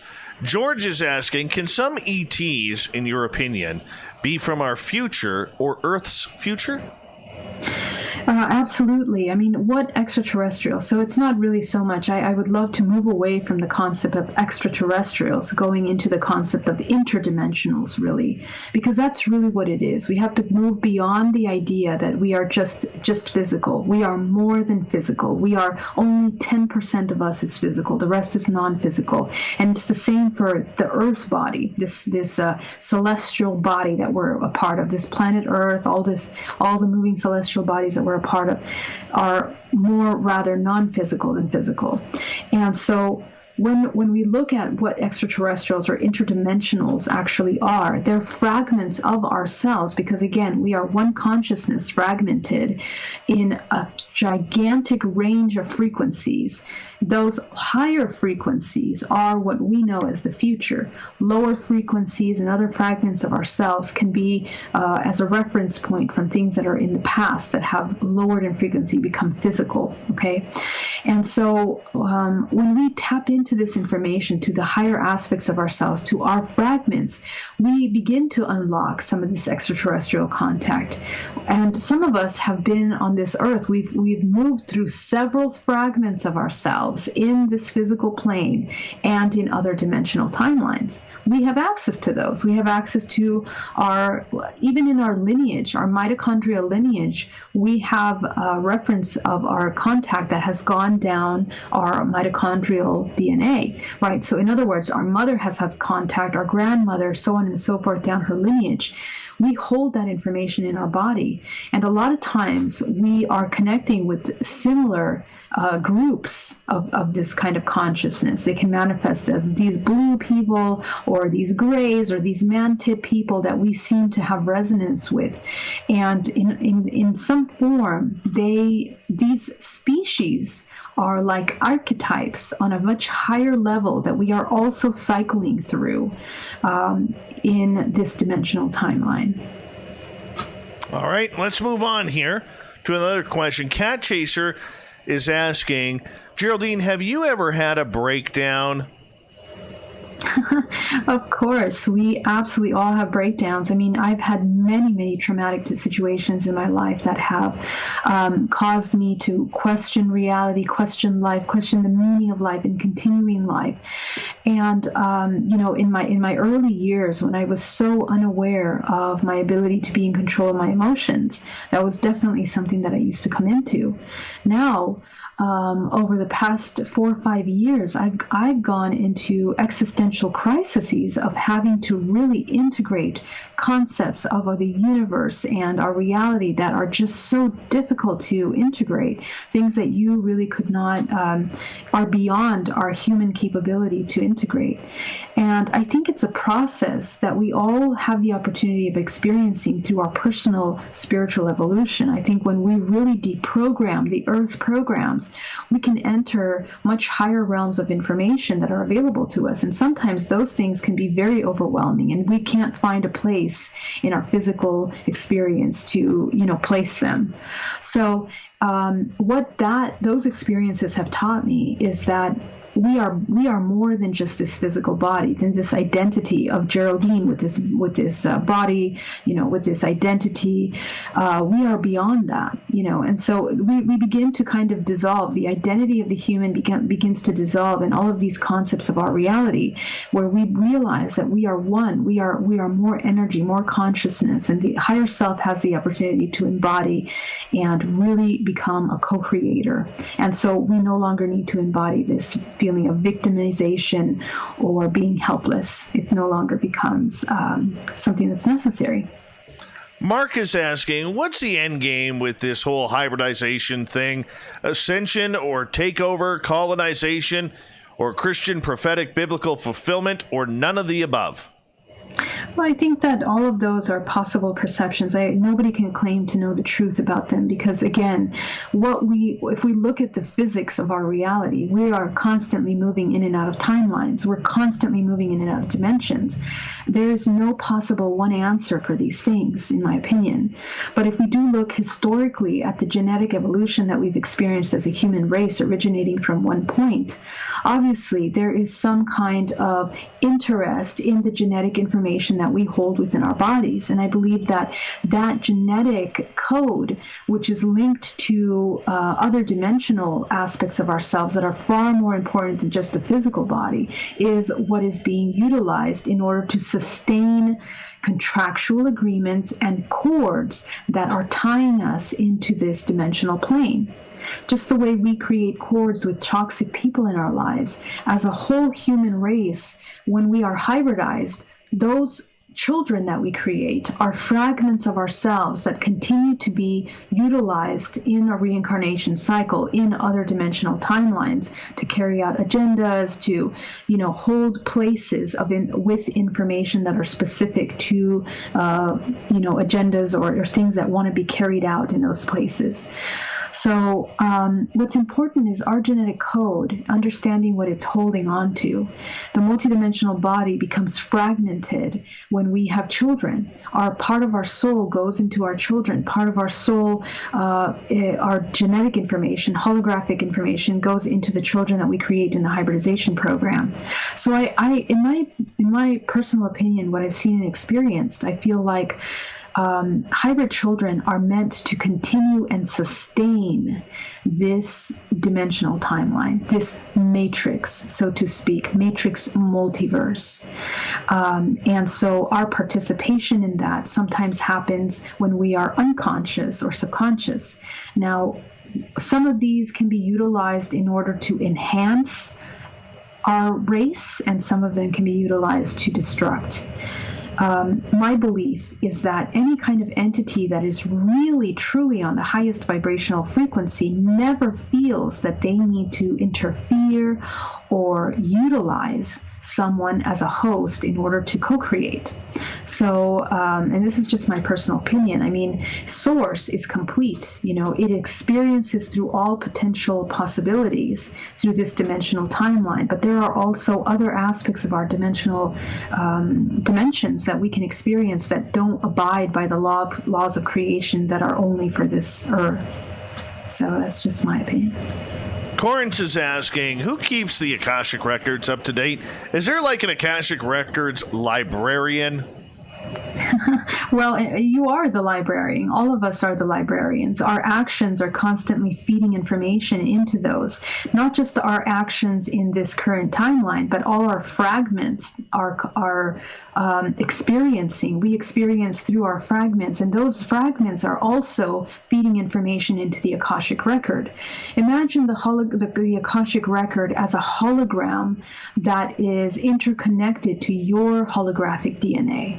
Okay, it is like the major master, library database of information of all living organisms in this matrix multiverse. All right. Follow-up question from Corey. He is asking, how does watching movies or television shows affect us? For instance, does watching things that are sad, like the SPCA commercials, drain us, or watching horror films?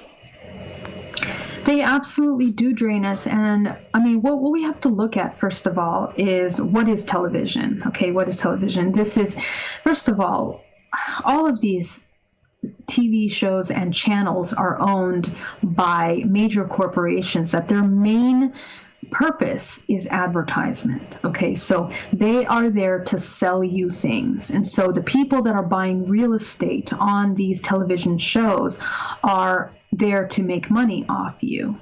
And so the question is, when you sit down and you watch TV or you listen to, something on YouTube or the radio, you have to use discernment to understand that the majority of the information that is being put out is being bought by organizations that are under an umbrella of certain specific families that are running and being funded by 11 main banks. Okay, 11 main banks own all of the companies on this planet Earth. Can you imagine that? So it begins to really kind of put into question the intentions behind these. They are interlinked with political agendas, lobbyists, financial institutions, pharmaceutical industry.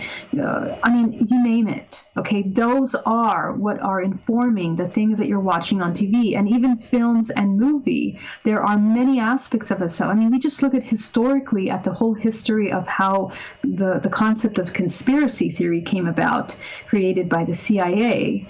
right? So we just have to look at how and why things are made, how they are put into our society, why they are created that way. And if you begin to ask the right questions, you can really begin to understand where you should be spending your time in, right? So if you want to be a part of the capitalist system of being a consumer, being in front of a television is going to be a great thing for you, because you're going to be falling right into that. You're going to be following the trends. You're going to be following, fashion, radio, music, all those things. Now let's talk about vibrationally what happens.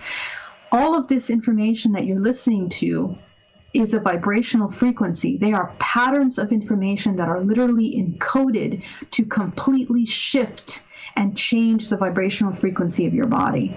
They are encoded with intentions. Again, just the way you create from your intention, these systems are also creating from an intention. And the intention is to create robots and keep you in a hypnotic state.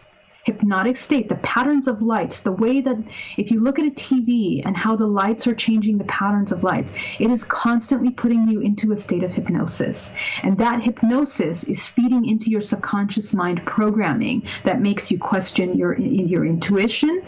It makes you question the choices that you make. It makes you feel fear. All of these things, okay? So it's a major psychological manipulation that is occurring at that point. And so your body is taking on all of that. So we have to take ownership of this body and no longer be a host to all of that crap that we're taking on to our body.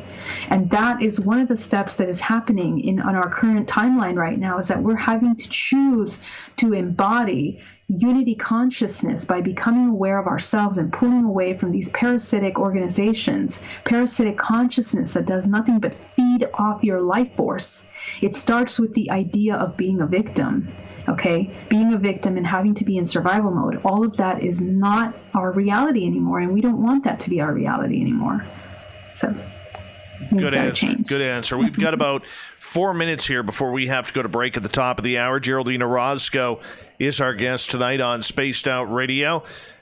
Let's go to Alexander's question. Geraldine, do you have an interdimensional name as a hybrid mother? Well, there's a question we've never asked you before. Yeah, that's a lovely question. The truth is, I don't. In my early journey, I had received invitations through hypnosis, through accessing these higher realms to participate aspects of myself that were part of a council of 8, a council of 12, channeling information for these extraterrestrials, connecting with these hybrid kids, so on and so forth. And what I realized is that in order to be a sovereign soul that's in charge of my free will and my ability to connect to my higher self, I didn't want to be entangled contractually with any of those agreements. Therefore, I decided to only channel from my higher self, to only be in charge of the information that comes in and through my body. So the hybrid children are very much there, and I'm sure they're living out their fragments that I have participated in co-creating, but I do not sustain contractual agreements and cords with them. Okay, so I have completely wanting to embody my complete sovereignty and my free will, and that's what my focus is now. All right, moving on here. Let's sneak in another question. And let's go to Gary here, the Spudger. What does it mean if you're an empath but keep on having night terrors? Okay, very good. So a couple of things are happening here, and I'm going to speak directly to this personal experience. Attachments and vortex openings within our energetic body, okay? So what happens with us when we're not aware of our multidimensional body, and sometimes this happens when we do drugs or when we are not aware of our body. Even drinking sometimes creates major fragmentation in the body, okay? This fragmentation in the body creates openings that entities can attach to. And so what happens over time when we're not aware of our body, we then end up in the nighttime when the body is resting, when we are in dream time, which when we enter these Akashic records and these astral levels of the body, and we're not aware of our physical body, we become a complete host. And what happens is that we're not in charge of our body. We need to return to our body and be fully in this physical body, closing up all of those openings, healing the fragmentation in the body, and beginning to remove all of those contractual agreements with those entities and attachments that are residing in our space. You can absolutely do that. I have a video on my YouTube channel on how to release and disconnect from these entities and attachments. That's really powerful. I highly suggest you check it out. And the terrors are a result of that. Another part that I need to mention is that sometimes we have implants in the body that are also targeted by artificial intelligence, mind control operatives, okay? And these can either be interdimensional or they can be even military. So I suggest that you take a look at what's happening in your life directly and seeing if there are any of those cords or contracts or experiences that may relate to those, and begin on working on those. You have to create energetic hygiene in order to protect yourself from those and begin to work on embodying your free will. Okay? So, yeah, we'll leave it at that. If you have more questions, let me know. We will. We're going to go into break, and if our audience wants to bring in more questions, we can do that in the next and final half hour of Geraldine Orozco as we prepare to enter hour number 3 here on Spaced Out Radio. Geraldine Orozco's The Spiritual You continues right after this. Then at the bottom of the hour, we're going to head to Vancouver, join up with Shane and The Shift. Yes, a busy hour 3 coming up on the mighty SOR.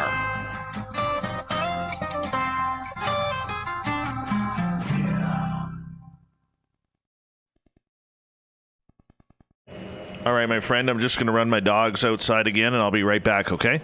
All right, awesome. Put on the commercials. The SOR Vault is we got open 6 for minutes. business, and do we have some cool swag for you to pick up?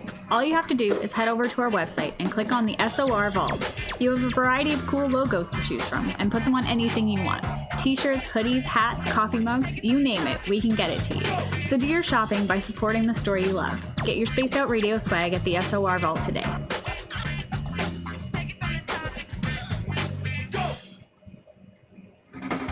The party is always on at the Moose Vancouver. The Moose Vancouver is where you want to be when visiting Canada's West Coast.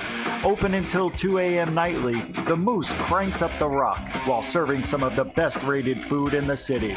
The menu starts at $6.95. Why party anywhere else in Vancouver when the Moose is right there? Get your horns up and rock with the Moose, the official party bar of Spaced Out Radio. Hello everyone, this is Ryan Stacy from the Experiencer Support Association, otherwise known as TESSA. We're glad to team up with Spaced Out Radio to help investigate your experiences on the SOR Sightlines Report. Together, we'll investigate the strange sightings and occurrences you've had. We're looking for answers just like you. So fill out a Sightlines Report on the Spaced Out Radio website and let's figure out what's going on together.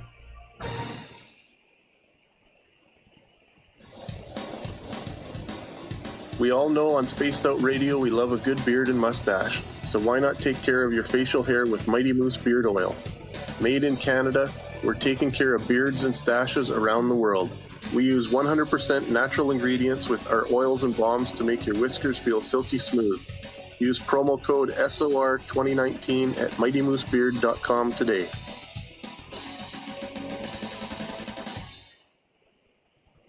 Hello, this is your guitar man, Ron Bumblefoot Thal, and I have to tell you, I love the response I get for Little Brother is Watching from Spaced Out Radio fans. It's amazing how music can inspire and make people think deeper about what's going on in the supernatural world.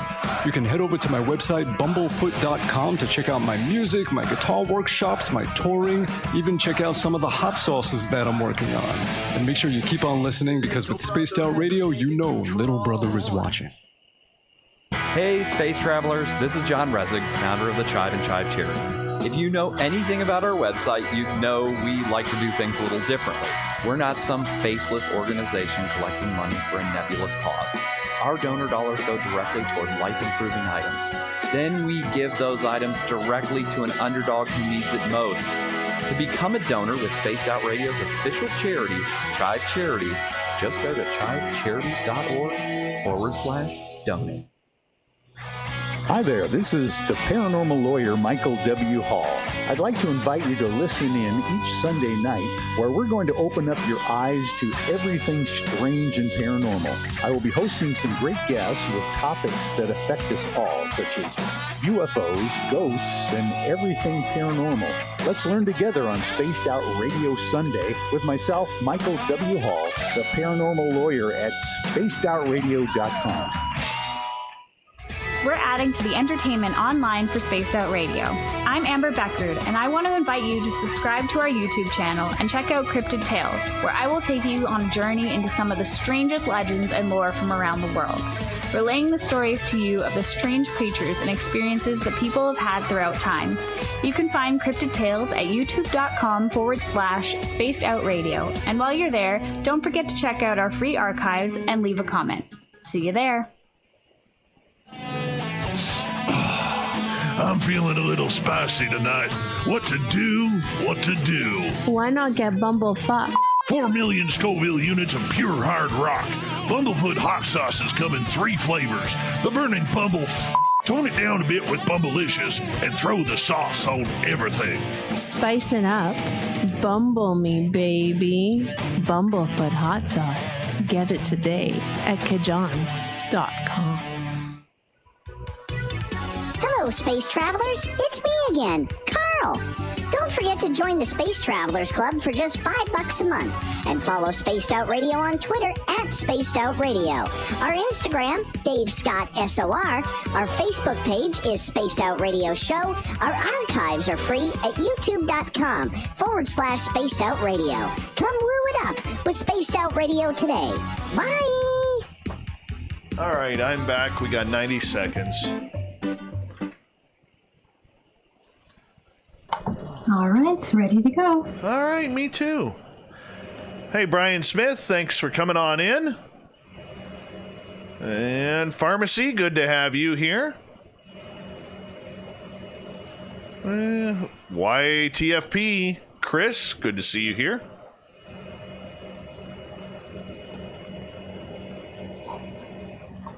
All right.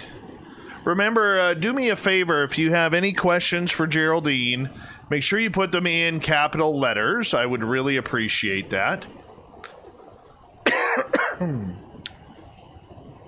Just makes it a little easier for me to read them and find them, because I don't like missing questions. Hey, Bombshell Bomber, how are you?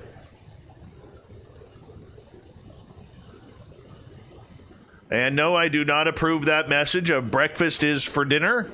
I do not approve that message. All right, thank you to Cat Chaser, Kimberly, and Ovni Jesus for the super chats tonight. Really appreciate that. Thank you to everybody who's newly subscribed to our channel. Really appreciate that as well. And here we go with hour number 3.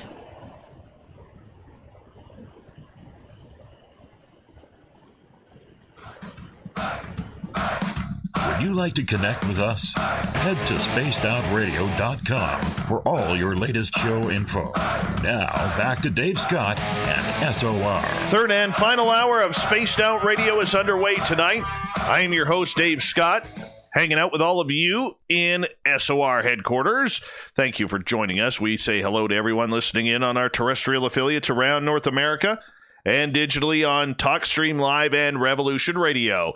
Remember, you can check out all of our archives for free by going to youtube.com/Spaced Out Radio. Just do old Davey the favor, hit that subscribe button. The Desert Clam has set the password for tonight in the SOR Space Travelers Club. Ginglymus. Ginglymus is your password. Use it wisely, Space Travelers, as the Clam sets a password each and every night right here on Spaced Out Radio. Our website is spacedoutradio.com, where we have a plethora of features for you, including rocking out to Bumblefoot and reading up on Captain Shirk's SOR Newswire. Follow us on Twitter at Spaced Out Radio and on Instagram at Spaced Out Radio Show.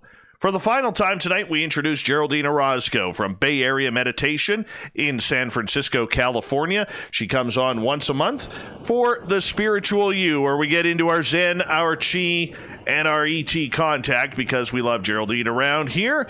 And, of course, her website, GeraldineOrozco.com. Welcome back, Geraldine. Hey, thank you. All right, let's get into an audience question here. Xavier is asking, how do we balance living in the moment with planning? So it's very interesting. We think that it's difficult to be in the present moment and also plan for things because planning is part of the future. But the thing is that how are you going to know what you should plan for your future if you're not aware of what should happen now, right? And so right now, a lot of the things that we're choosing to do, sometimes we choose to do things from a place of fear, not really authentically what we want to do. We do it because we think we have to, or we think we should, or we think we, if we don't do it, something will happen to us. So my suggestion is that you take a look at all of the things that you have in your planner and look at which one of those things are things that are very constructive for yourself and fully in alignment with yourself. And notice if in your planner you have any of those things that are not in alignment with you, really, truly. Okay, so this relates to relationships, things that you do on your off time, events that you go to, activities that you do, choices that you make in your business, family, friends, personal life. It's a different way of living. It's coming into a state of complete authenticity with what really truly resonates. And what I hope you find through that practice is that a lot of times what we end up wanting to do, what we end up doing, sometimes we realize that we're either doing because it's a monotonous, repetitive thing that we think is something that must be done. But truly, you're not really in alignment with that. And so notice that when you do those things, they end up usually in more conflict than you started. So the point of merging your present awareness with your planning is that you begin to shift from doing things from a place of survival mode to a place of actually consciously co-creating things that are really going to benefit you. And this is true even for business. I mean, when I was first starting my business, I noticed right away that it's very easy to get away in all of these trends of being an entrepreneur, going to events, networking, all these things. But truly what was really in alignment with me was to slowly build and focus on my craft, on my art. And even if it meant spending less time with social events and spending more time with my work, it really created a connection between what I was building. And so we begin to live more authentically, more connected with what we're doing. And this will help make the choices that you make something that's more productive, more creative, and it'll be more sustaining energetically, like for your health and with your relationships. It's going to be more in alignment with all of the things that are happening in your life. And you just come into a state of flow that is in alignment with what's good for you instead of what's more destructive. All right, let's see if we add any more here from the audience as we continue on with The Spiritual You with Geraldine Orozco. I think we are caught up on all of our questions for or from the audience in our chat rooms for right now. I want to talk about ET contact because a lot of people have been talking about CE5s lately, okay, and how they want to be able to have some sort of extraterrestrial contact, whether it's through meditation or whether it's through straight concentration on the stars. Is this something that you are in agreement with regarding trying to contact extraterrestrial species? That is a very interesting question. One of my dearest friends, Andrew Radzewicz, I'm going to say his name wrong, his last name wrong, is one of the best and is incredible at doing CE5s. And what he does is he really connects and brings every single day, if you visit him on YouTube, he connects with UFOs. And it's amazing the things that he captures through his video. But the way I look at things is from the concept of consciousness. What are we doing?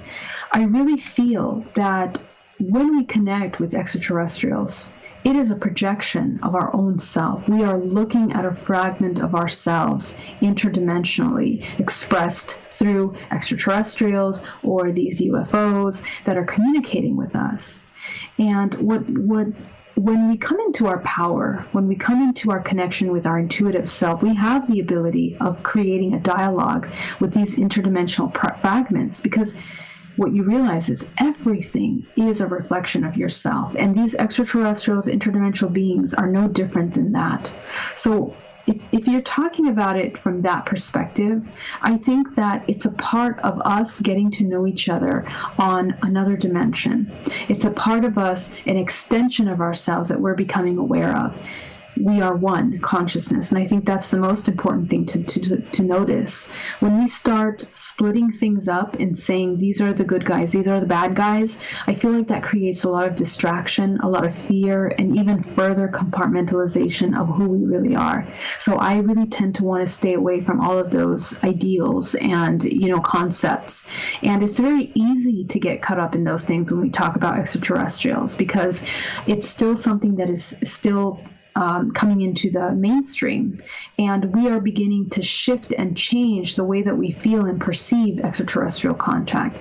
It's our responsibility as experiencers to open space for more people to feel comfortable talking about it, because this is the age that we're going into. We are merging with artificial intelligence, with transhumanism. Technology is merging into the organic, and what you're going to find at the end of that are these extraterrestrial interdimensional beings, because consciousness is manifested through more than just the physical self, right? It's the non-physical aspect of ourselves that we're just becoming aware of. So I think with CE5s, there is an opportunity for us to experience, and I myself, with a friend of mine here in the Bay Area, had the opportunity to participate in those CE5s, and I saw UFOs. I saw them light up. I saw them communicate with me, to respond to me when I asked a question, and so right there, you have an incredible confirmation of that contact and your ability to affect consciousness, to affect other living organisms, other aspects of ourselves that are reflected through these phenomena that are available to us. And it can be either extraterrestrials, ghosts, all of this phenomena that is going into the unknown and the unseen realms is a reflection of ourselves, in my opinion. So what I don't agree with, Dave, is parasitic consciousness, okay? So when we are coming into states of victimization and we begin to channel parts of ourselves from a place of disempowerment, sometimes the information that comes through can be manipulated. I mean, there's also parts of government that are very much manipulating and doing mind control and psyops and stuff like that. So we have to be aware of that. And there's a tremendous part of the government that's also participant in the disinformation of a lot of these things, like alien technology or quote-unquote alien or advanced technology. So, as a part of our sovereignty and free will, we have to inform ourselves on how our current society is handling the concept of extraterrestrial contact, and hopefully, one by one, with our personal experiences, begin to rebalance that perception from something that's toxic and dangerous into something that is a natural expression of our multidimensionality. Okay, so for people who have never had contact and are urging themselves to try and make some sort of contact with ETs, they don't care what it is, if it's positive, if it's negative, or it's somewhere in between. I mean, this is something that a lot of people, for their own well-being, want to have some sort of clarity and answer to whether or not we are alone in this universe. Is that a healthy way of doing things for the mind, body, and soul, considering that when you play with fire, sometimes you get burned? That's exactly right. And you have to be careful what you wish for. It's not a matter of being careful necessarily. You have to be aware of what you're wishing for, because, when you're dealing with these things, you will experience what you intend to experience. And what's creating your experiences is your subconscious mind. So if the ego is trying to get acknowledgement by having some kind of extraterrestrial contact or manifesting some kind of abduction or manifesting something, you will probably experience something like that. But it's probably not going to go the way that you think, because it's the ego that's creating something like that.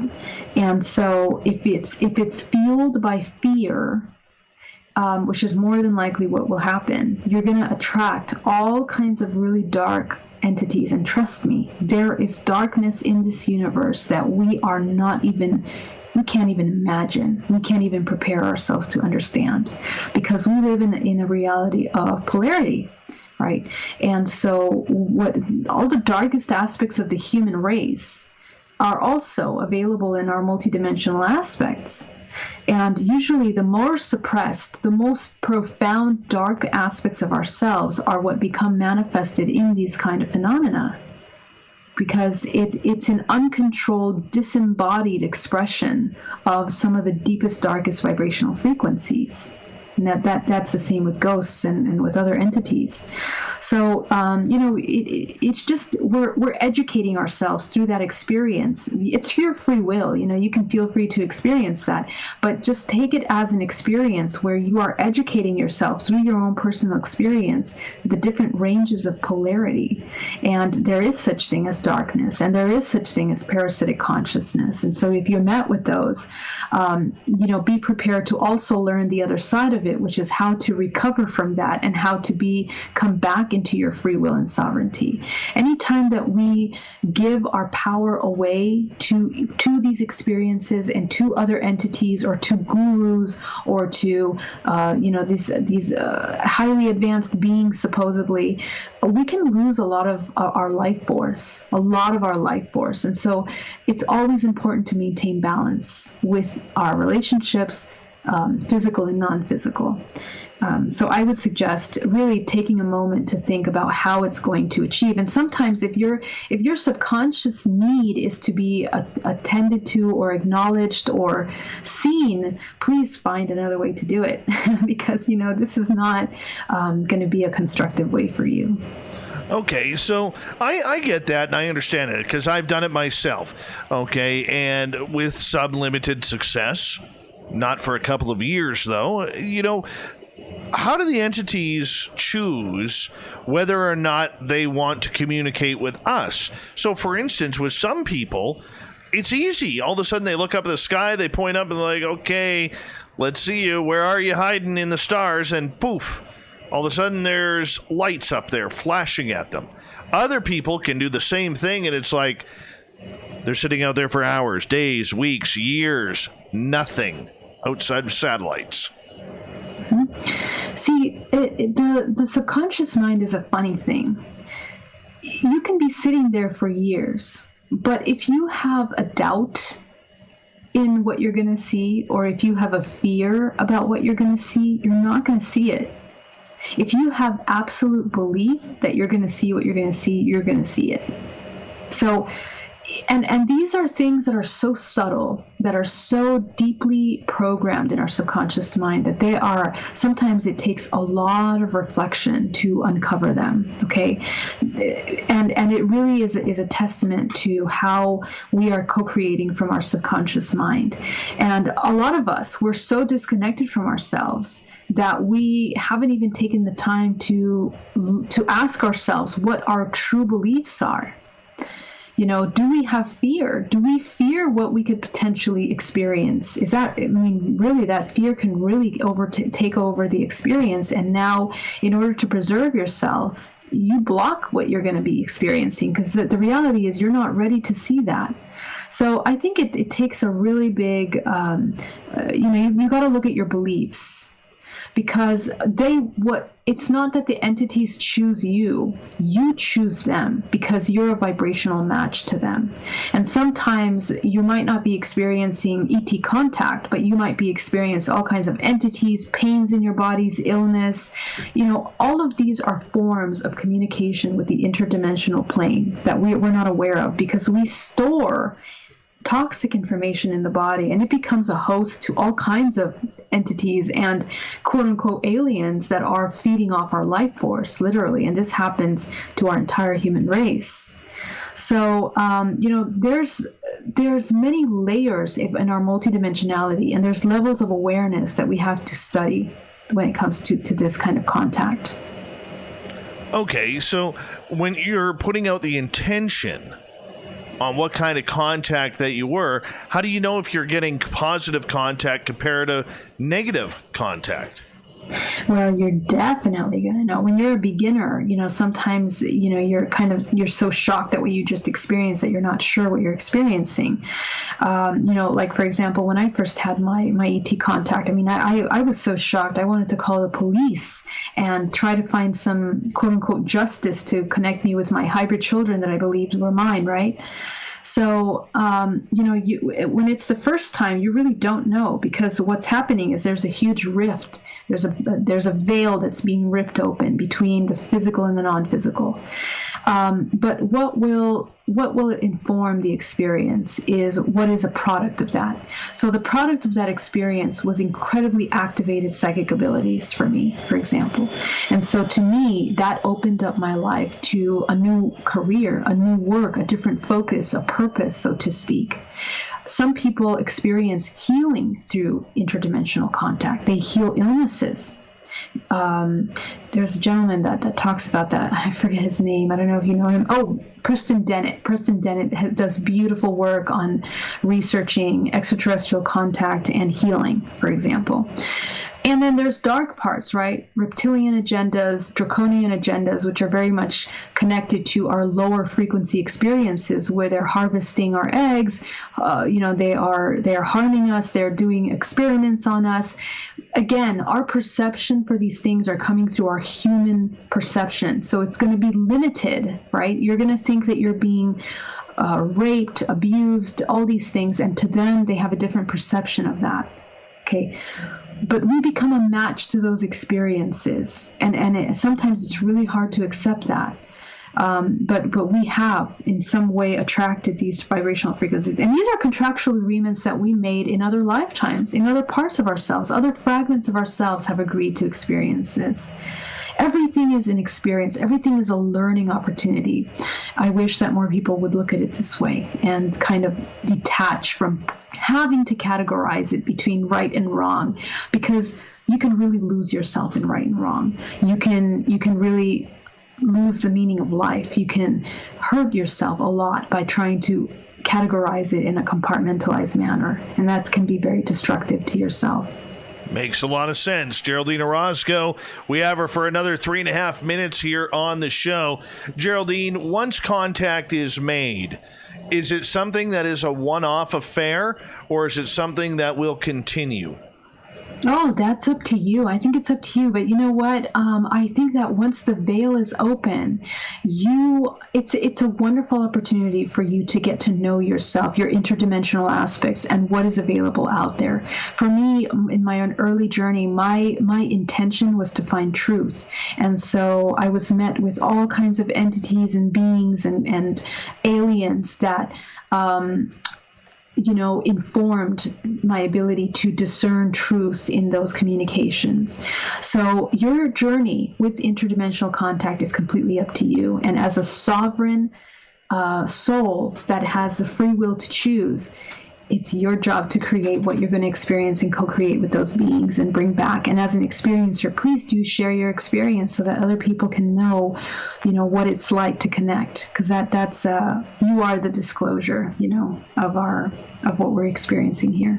Oh, for sure, absolutely. Yeah. Geraldine, with that, okay, so when you're putting out everything and you want that just a one-time affair, okay, where you just want to make sure it's real, can you shut it off if the ETs keep coming back?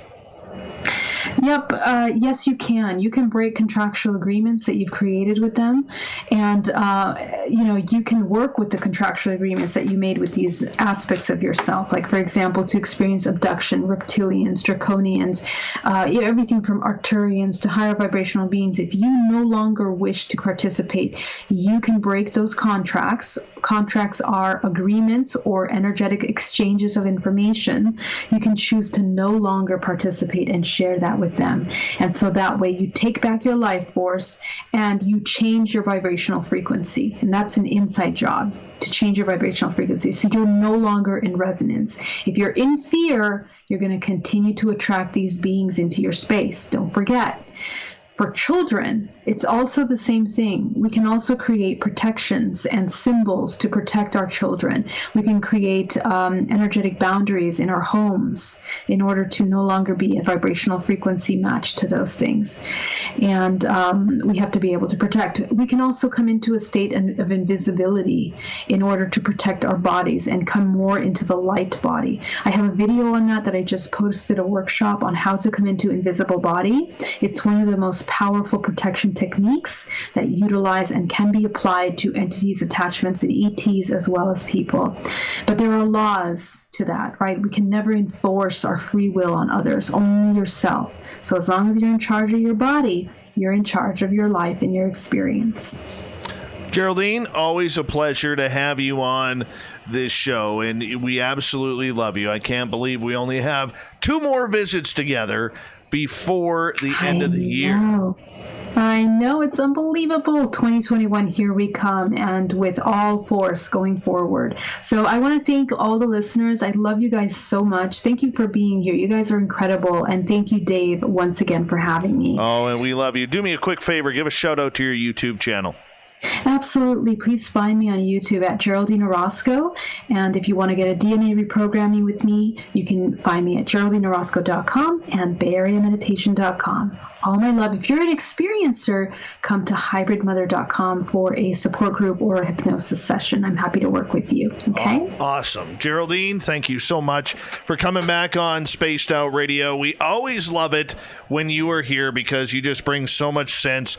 And I'll be honest with you, you're way more attractive than I am. So, better voice, better looks, better hair. Well, maybe not there. But you know what? 9 out of 10 ain't bad. 9 out of 10 ain't bad. Geraldine Orozco and the Spiritual You. We'll see her on November 3rd. Coming up next, we're going to hook up with Vancouver and Shane in the Shift. Then we're going to get to the Newswire and the Thought of the Day. Stay tuned. Spaced Out Radio continues right after this.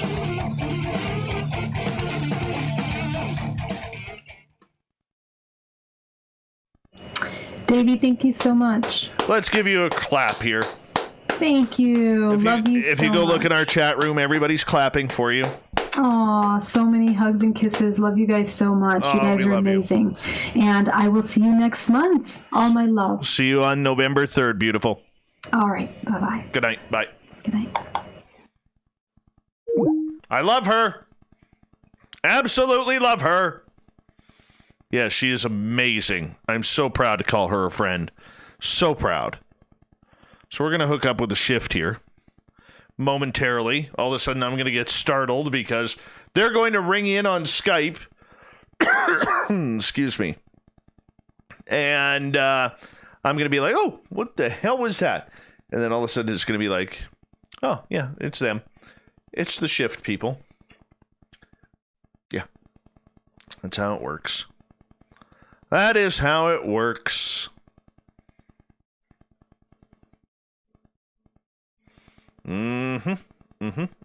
Hi, Pam Christensen.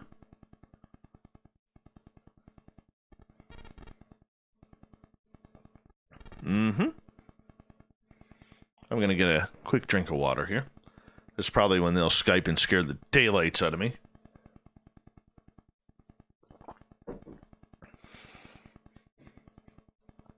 All right. Charge. Yeah, you guys were awesome. Great questions tonight, chat room. Great questions.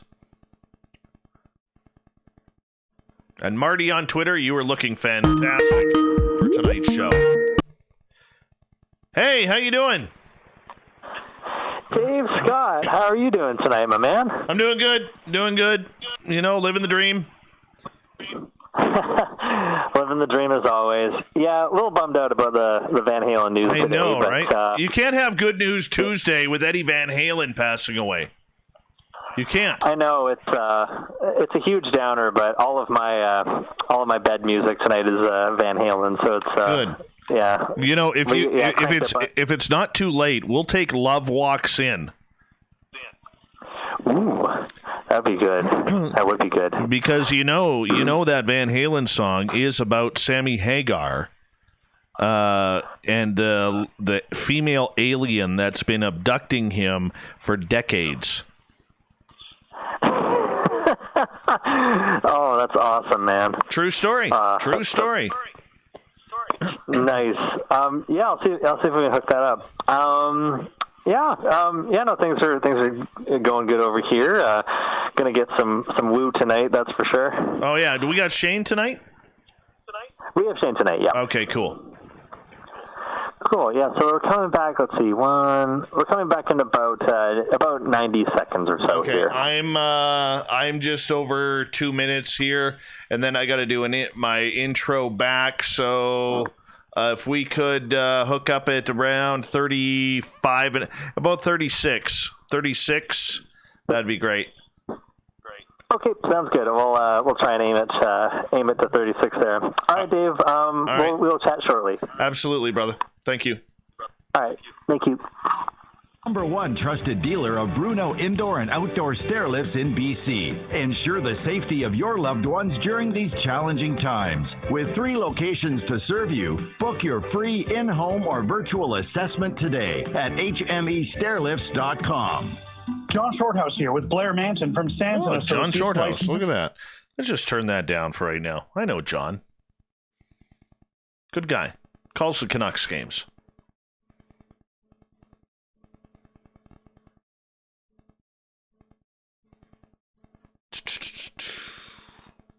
Do do do do do do do do do do. Yeah. Excuse me. I apologize. I got to be up early. Get my guy better. Get my little guy up in the morning. Get him ready for school. Make him a bagel because he likes bagels. Then help him brush his teeth. Get his hair done. You know, for 3 years, it's kind of funny. For my little guy, going back a couple of years now, stole a bottle of my cologne, and he has to have a little spritz of cologne every day before he goes to school to make himself smell better. I'm like, you got to be kidding me. So, yeah, got to get him ready for the morning. Give him a little spritz of cologne. And there we go. All right, guys. Excuse me. All right, here we go.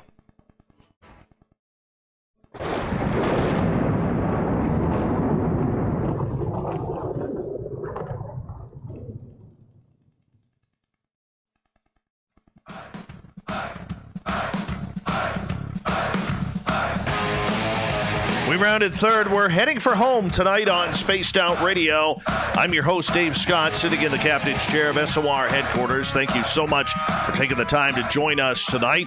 Want to remind you that if you've missed portions of this show or others, check out our free archives at youtube.com/Spaced Out Radio. Only thing I want in return is hit that subscribe button. Our website is spacedoutradio.com, where we have a plethora of features for you, including rocking out to Bumblefoot and reading up on Captain Shirk's SOR Newswire. Follow us on Twitter at Spaced Out Radio and on Instagram at Spaced Out Radio Show. We're going to hook up with Vancouver right now. I'm going to. I think I'm going to take some lessons from Dave Scott. I really am. What do you say? I'm going to subscribe to the Dave Scott School of How to Promo Twitter. Oh, hey, you know what? I'm just glad that you're a friend of mine on Twitter. I was feeling all abandoned there, and then I realized that I was the one abandoning you, so I owe you the apology. Yeah, I've been following you all along. Yes. Dave got smart on Twitter. He was like, oh, look who followed. I'm like, dude, I've been following you for weeks and weeks and weeks. I went away sheepishly. How you doing, Shane? I'm good, thank you. We're struggling a little bit here, Dave Scott, because it is our Good News Tuesday show. I know. And normally we share good news, but we're struggling because with the passing of Eddie Van Halen, right? It feels weird talking about good news, but the good news needs to be shared anyway. And we were sharing some Van Halen stories. Did anything come to? It's okay if there isn't. I don't say it with an expectation that there is, but is there any Van Halen story that comes up for Dave Scott, whether it's with friends or with, I know there's been a lot of father-son stories. or musically or anything like that landed with you through this day today? I got two of them. Okay, number one, I thought I was such a rebel at 12 years old when I bought the 1984 album. All right. And I went into the music store and I thought the cover was so badass because it had the baby laying on a carpet holding a lit cigarette. And I thought that, my dad is going to chew me out for this. And so I went home and I hid the album. That's number one. But number two, from a woo side, okay, and our listeners know this, yours may not, but the Van Halen song Love Walks In on the album 5150 is actually a story about Sammy Hagar's E.T. contact and the alien woman who had been abducting him for decades. What? Yes.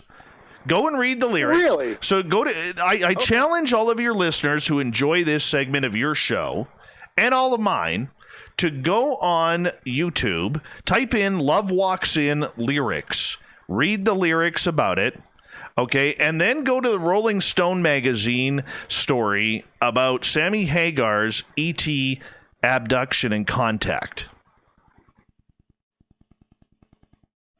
Well, I'm doing this now, clearly. All right. It's amazing. It's absolutely amazing. So, Matt, did you hear this? Have you heard this before? Is this new to Matt?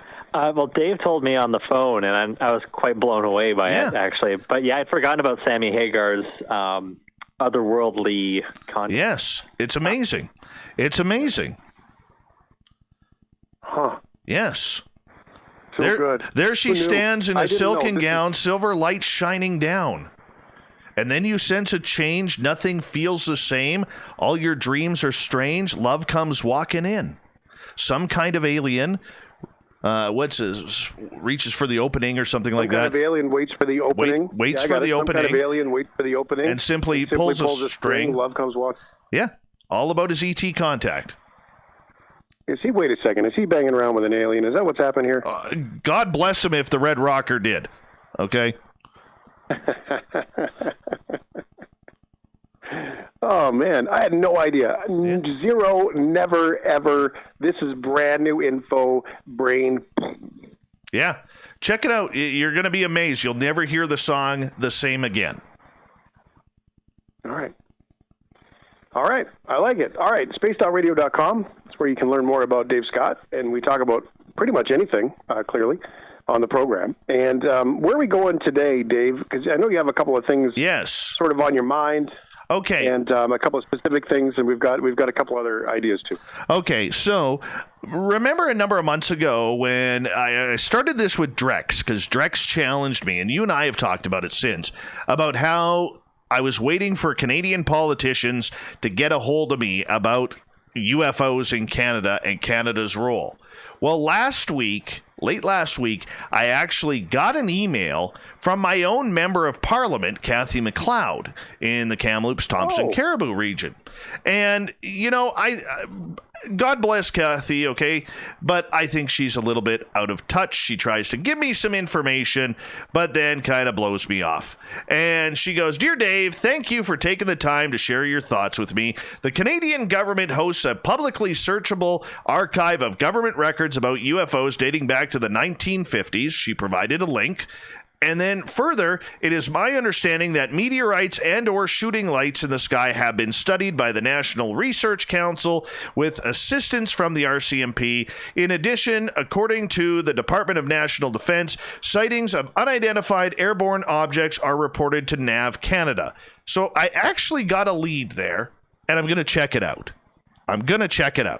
See what NAV Canada has to say, but that's not what I want.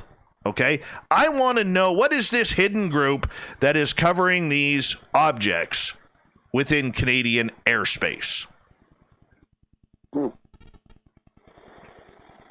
Covering, you mean like researching and reporting? Absolutely. Like, for instance, what they have in the United States, it's obviously happening up here. All right, so where do we get our information? Who stores it? Nav Canada, really? You're going to allow them to do it on such a top secret government project? Maybe it's that simple up here. I don't know, but we're going to have to do a little bit more research. Okay. I saw a new video that was posted just on an article site, and how do you cut through this? Because there was a video posted, and it was and I don't know the language. I do come to this conversation authentically in that my experience of all this is really novice, right? And I like that because I get to ask, I think, questions that many people have in their mind. Sure. And so in the video, it was the triangle UFO. Yes, I just saw that today. Yeah.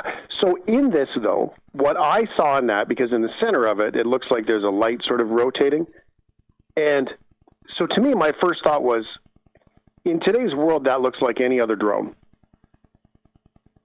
So how do you cut through those kinds of people that are, throwing drones up and taking videos versus making legit videos?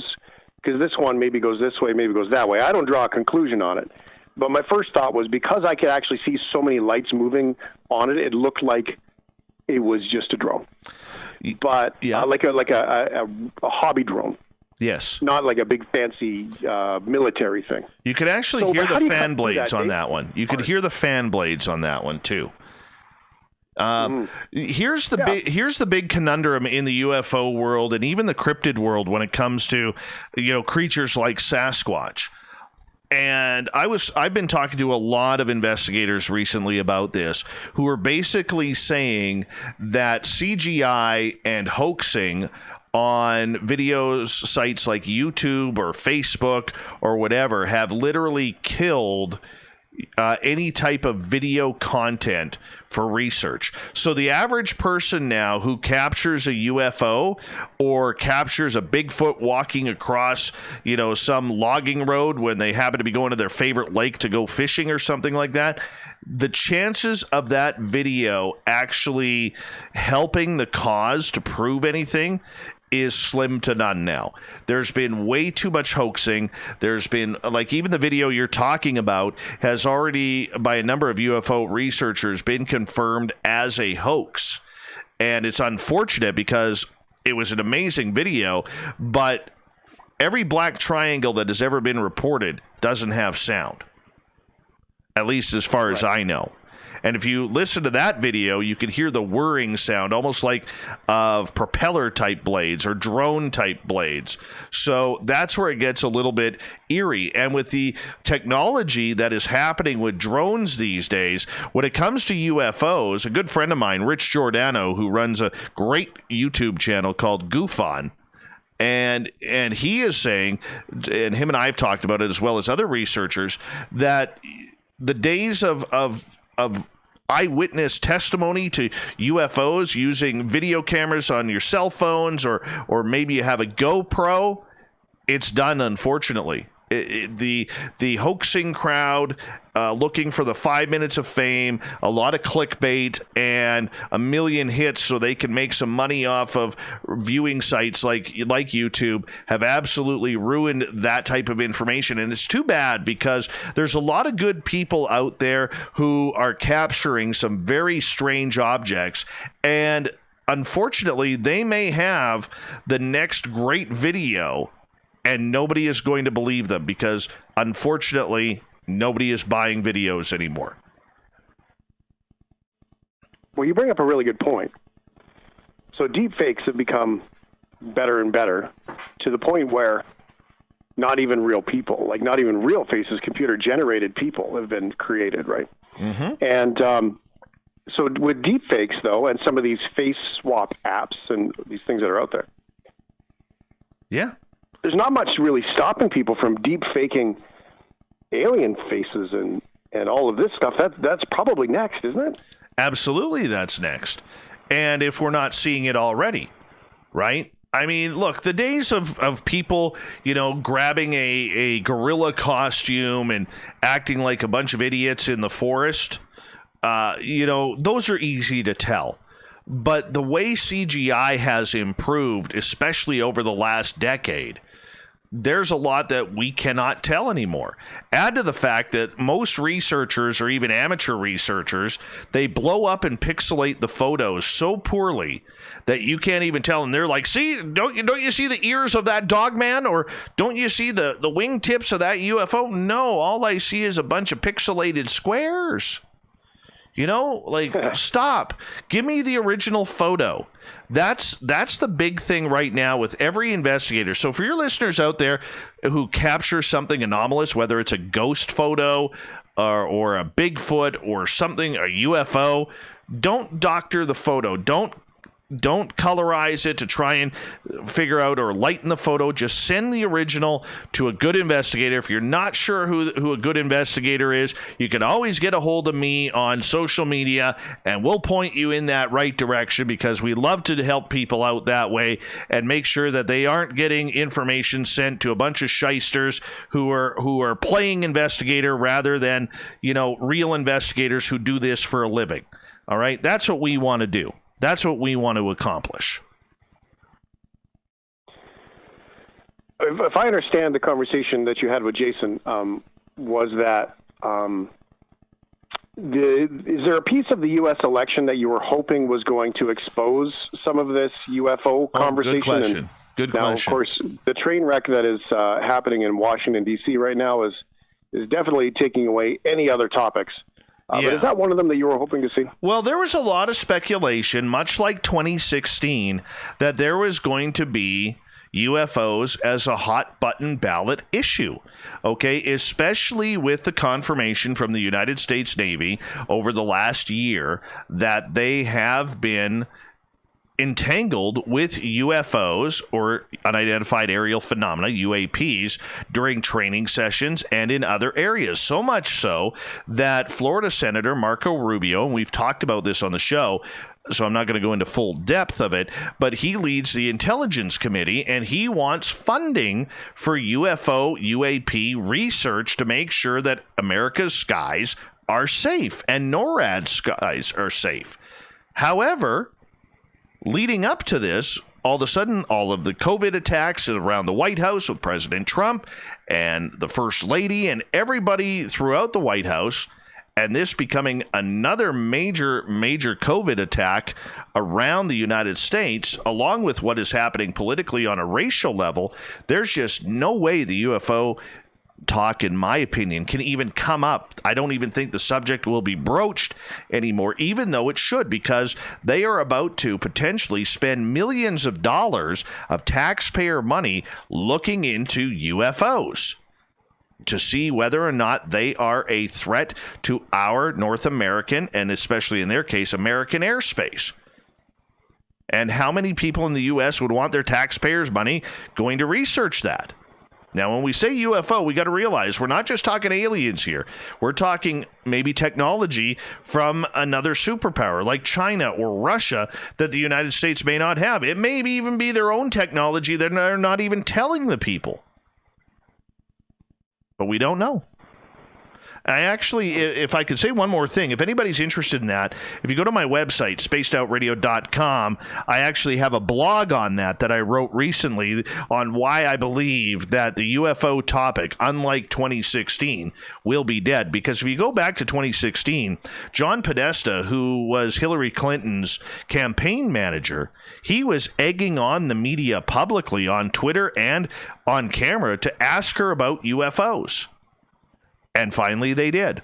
And she said she would try to disclose them because she and Bill there apparently have a real interest in UFOs. But that didn't obviously pan out. And I don't think UFO topics are going to pan out this presidential election either. You know what I would like to see? I would love it to see Donald Trump and Joe Biden trying to explain UFO research on a stage. That itself would be so entertaining. It would be worth the price of the ticket. You got that right. You got that right. Right, Spaced Out Radio. Dave Scott, thank you, sir, for being here with us on the shift. I appreciate it. Always appreciate your time, my friend. Thank you so much for having us once again. I appreciate it. Dave Scott Radio. Dave Scott, Spaced Out Radio. All right, let's get to the news, shall we?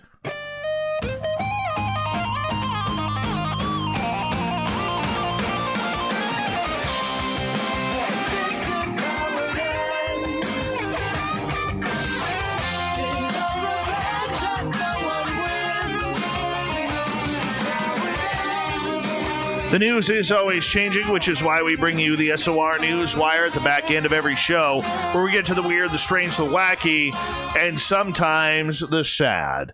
Of course, if you haven't heard by now, one of rock and roll's most gifted guitar icons, Eddie Van Halen, passed away at the age of 65. His son Wolfgang confirming the news on Twitter, where he said, "I can't believe I'm having to write this, but my father, Edward Ludwig Van Halen, has lost his long and arduous battle with cancer this morning.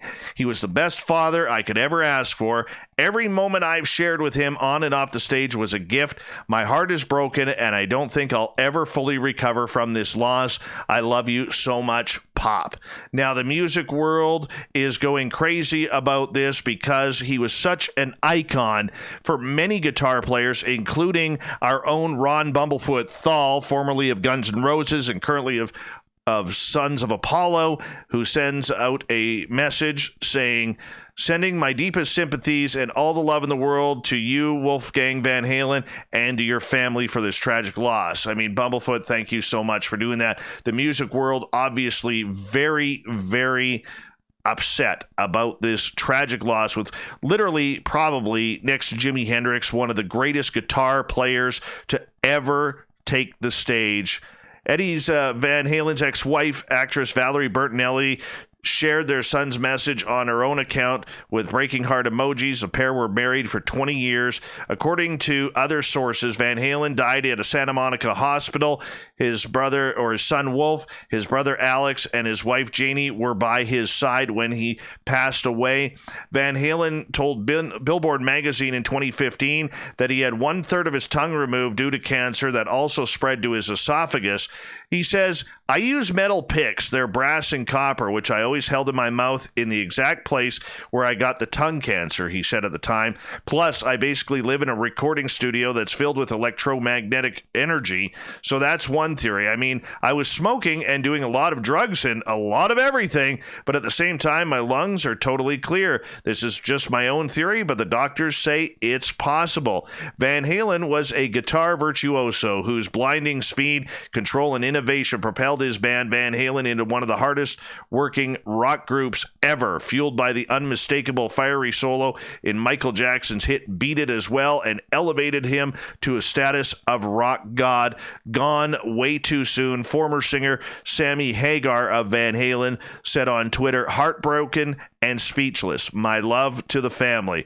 Absolutely tragic. Eddie Van Halen passes away at the age of 65. He's now rocking with the big boys.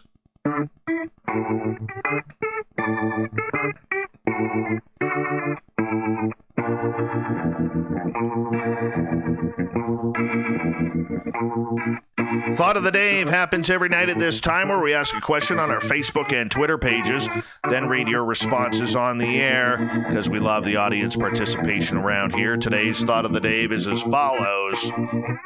How do you deal with exhaustion? Marty, great clown tonight. Due to several medical issues, I often deal with fatigue. Naps help a lot, but learning to pace myself to get things done is how I most often deal with exhaustion. Let's go to William. AB Complex, apples and coffee.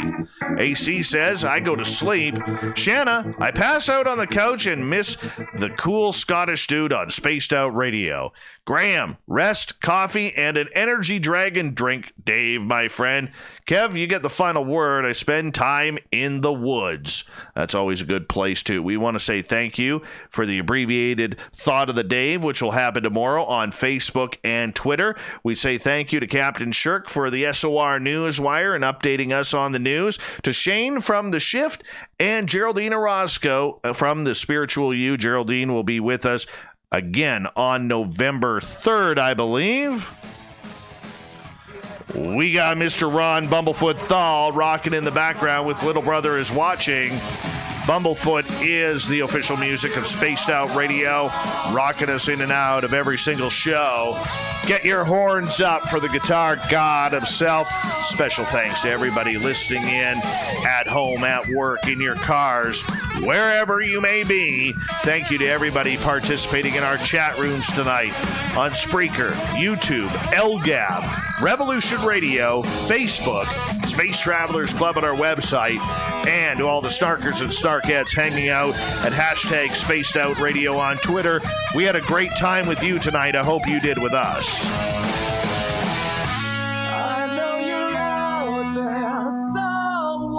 Remember, this show is copyright by Spaced Out Radio and SOR Media Ventures Limited. Thank you so much for choosing to share your evening with us, because together, my friends, we're watching. We own the night. Mr. Bumblefoot, we need a favor. We need you to take us home.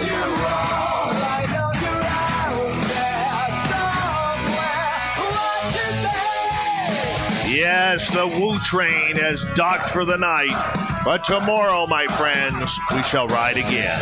Your seats are always available. Your tickets never expire. And if you want to bring a friend, guess what? We have room for them too. Good night.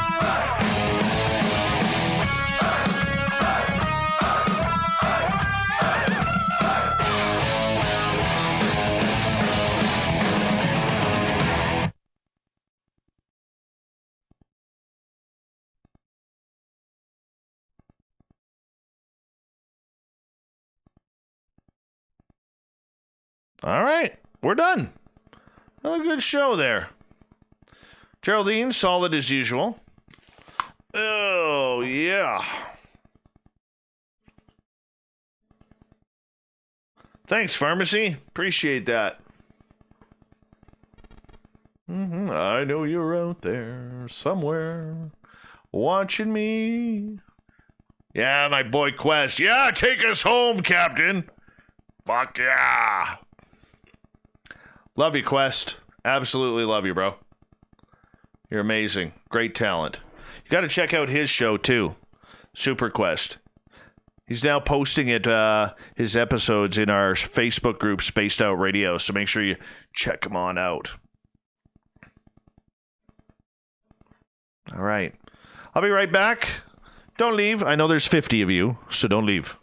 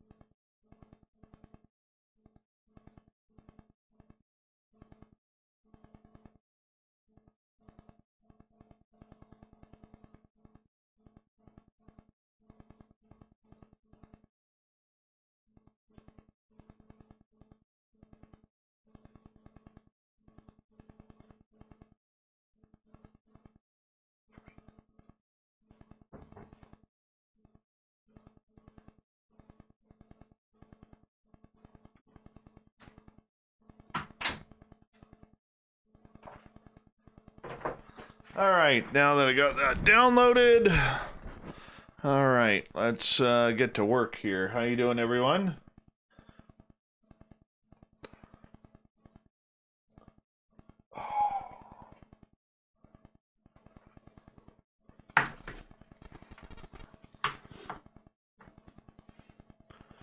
All right.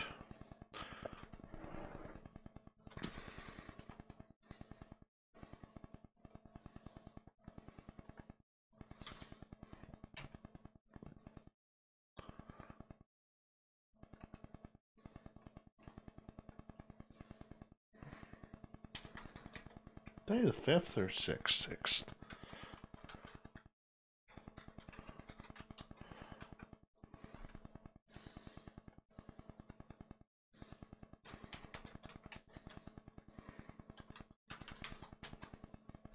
All right, let's get this thing started, shall we? Go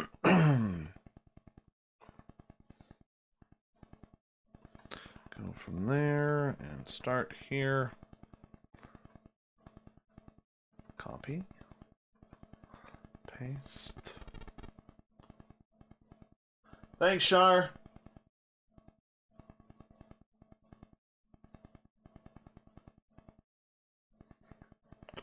All right, and we'll cut that off.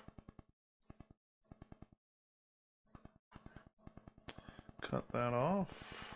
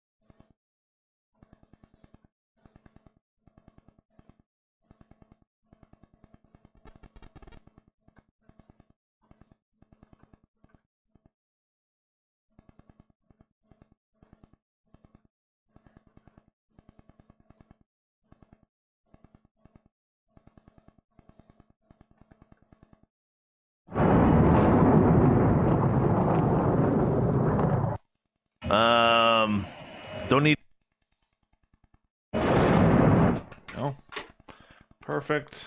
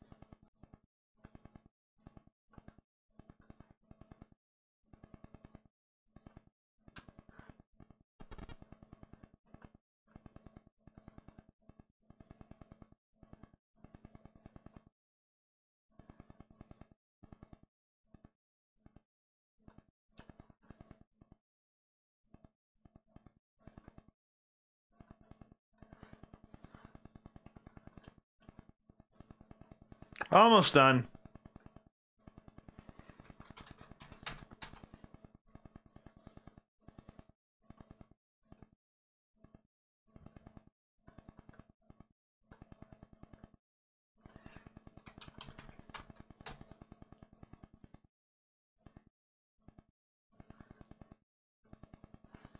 Alright, so let's convert these to MP3.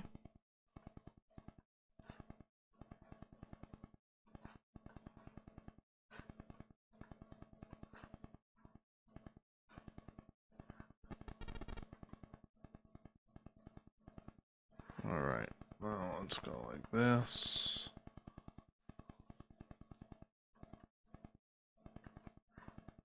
Almost done here, guys.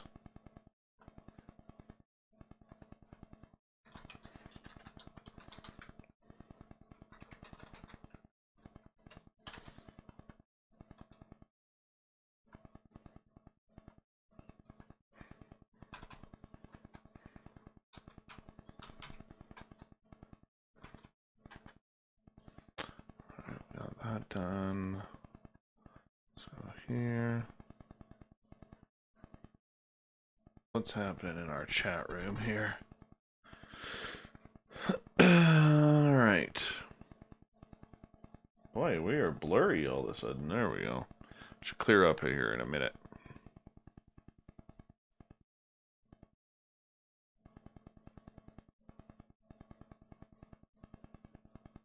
Don't know why it's buffering. Got good signal.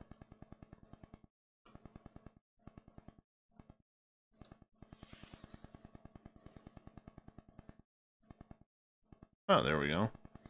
Now it's cleared up.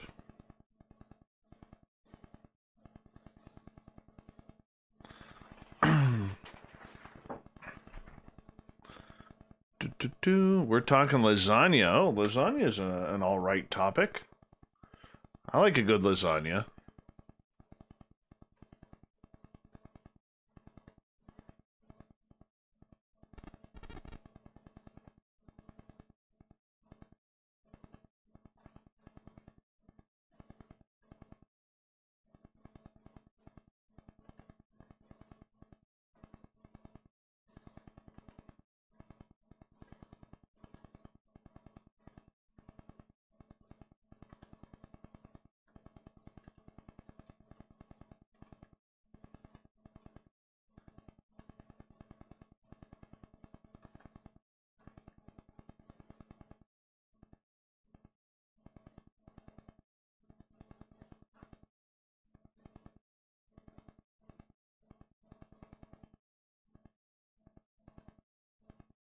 Who cares, PBR?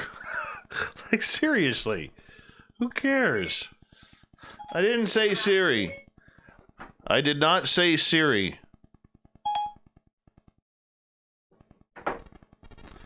She's always interrupting.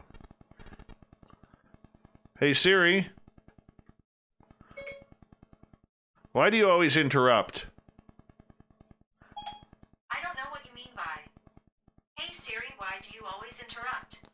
Well, you're always interrupting. Web search for it. No, how about you tell me? Alright, let's go here. Make sure those are in there. Yep, they are. Alright. Start the one download. Alright, get your verification codes ready if you don't mind, because we are about to verify everything that goes on with this show. So make sure you get your 6-digit verification codes ready. What can we verify? What are we verifying? Well, I don't know. Whatever you wanted to have those codes verify, you could verify them. All right. So here we go.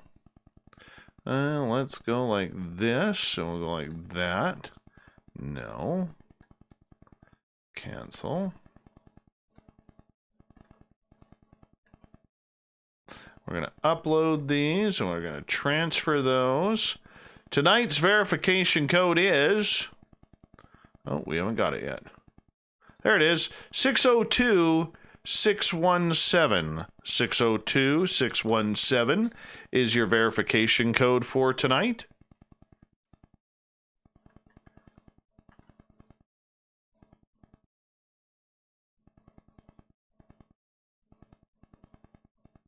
Tell us why you care, PBR. What does it matter what a guy did in his own private time in 1985? It's 35 years ago. Jimmy was rocking on Sunset Strip. All right. Trying to make it as a musician like a lot of people were. And from what I heard, he was pretty talented.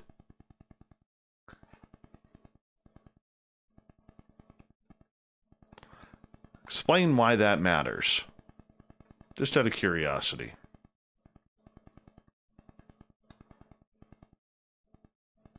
Good guess.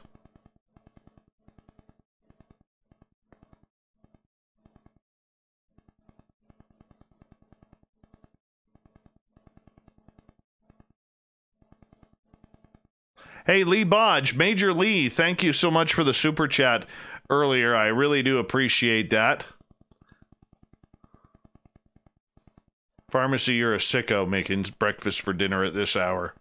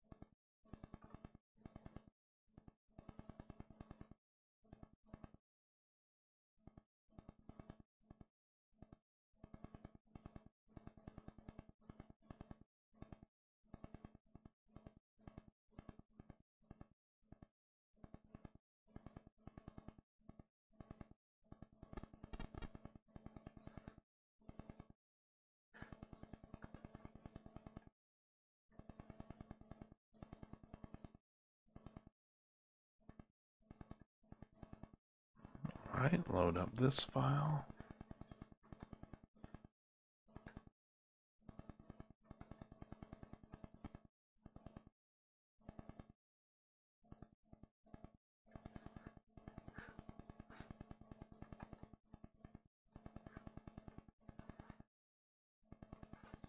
Move this over here so I can see you guys.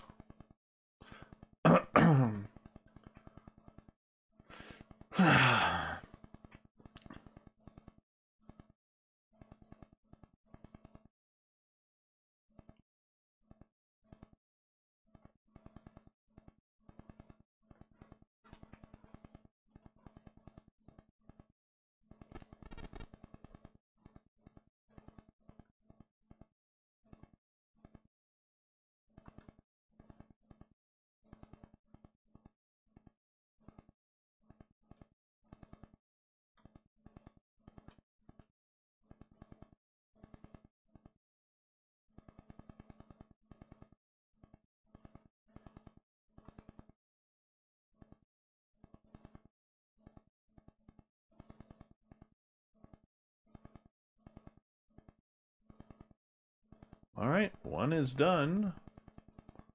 We're just waiting for the other one now.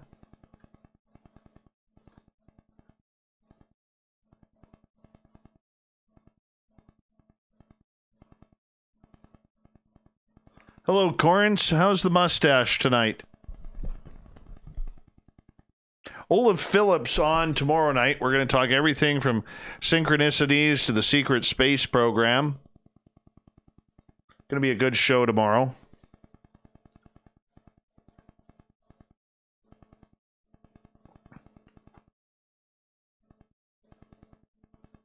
I'm going to get my hair cut. Not the length. I got to get my sides of my back done. Way too long. And I got to get my beard cleaned up. Start getting it shaped now.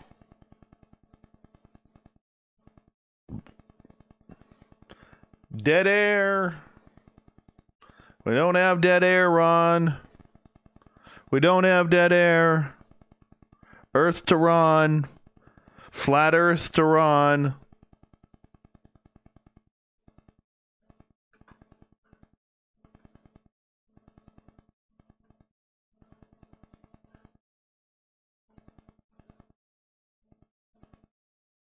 Dave's been speaking for quite a bit here. Hello, Earth to Ron. Earth to Ron. Flat Earth to Ron.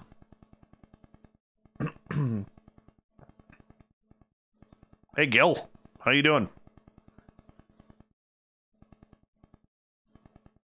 Kimberly.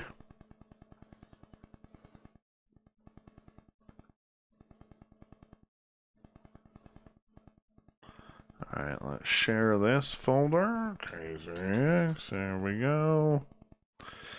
And boom, done. All right, guys, I got to head to bed because I got to get up with my little guy in the morning for school, but I appreciate each and every one of you tuning us in tonight. It's always a pleasure of mine every time I get to see all of you guys in here and hanging out with the show. That really, truly means a lot. And tomorrow night, once again, Olaf Phillips, Synchronicities to the Secret Space Program. And it's going to be a good one. Don't forget, if you're new here and you haven't hit that subscribe button, we'd really appreciate it if you did. And great way to support what we do. We're going to get the new store going very soon, guys. So please bear with me on that. And it's going to be real cool because we're going to have some real cool swag. And all the prices, especially for our American listeners, all the prices will be in, I believe, Canadian dollars. So plus shipping. So, but we're going to be able to get you better quality t-shirts and everything like that. So, and hoodies and hats. I got some cool hats coming. Really cool hats coming.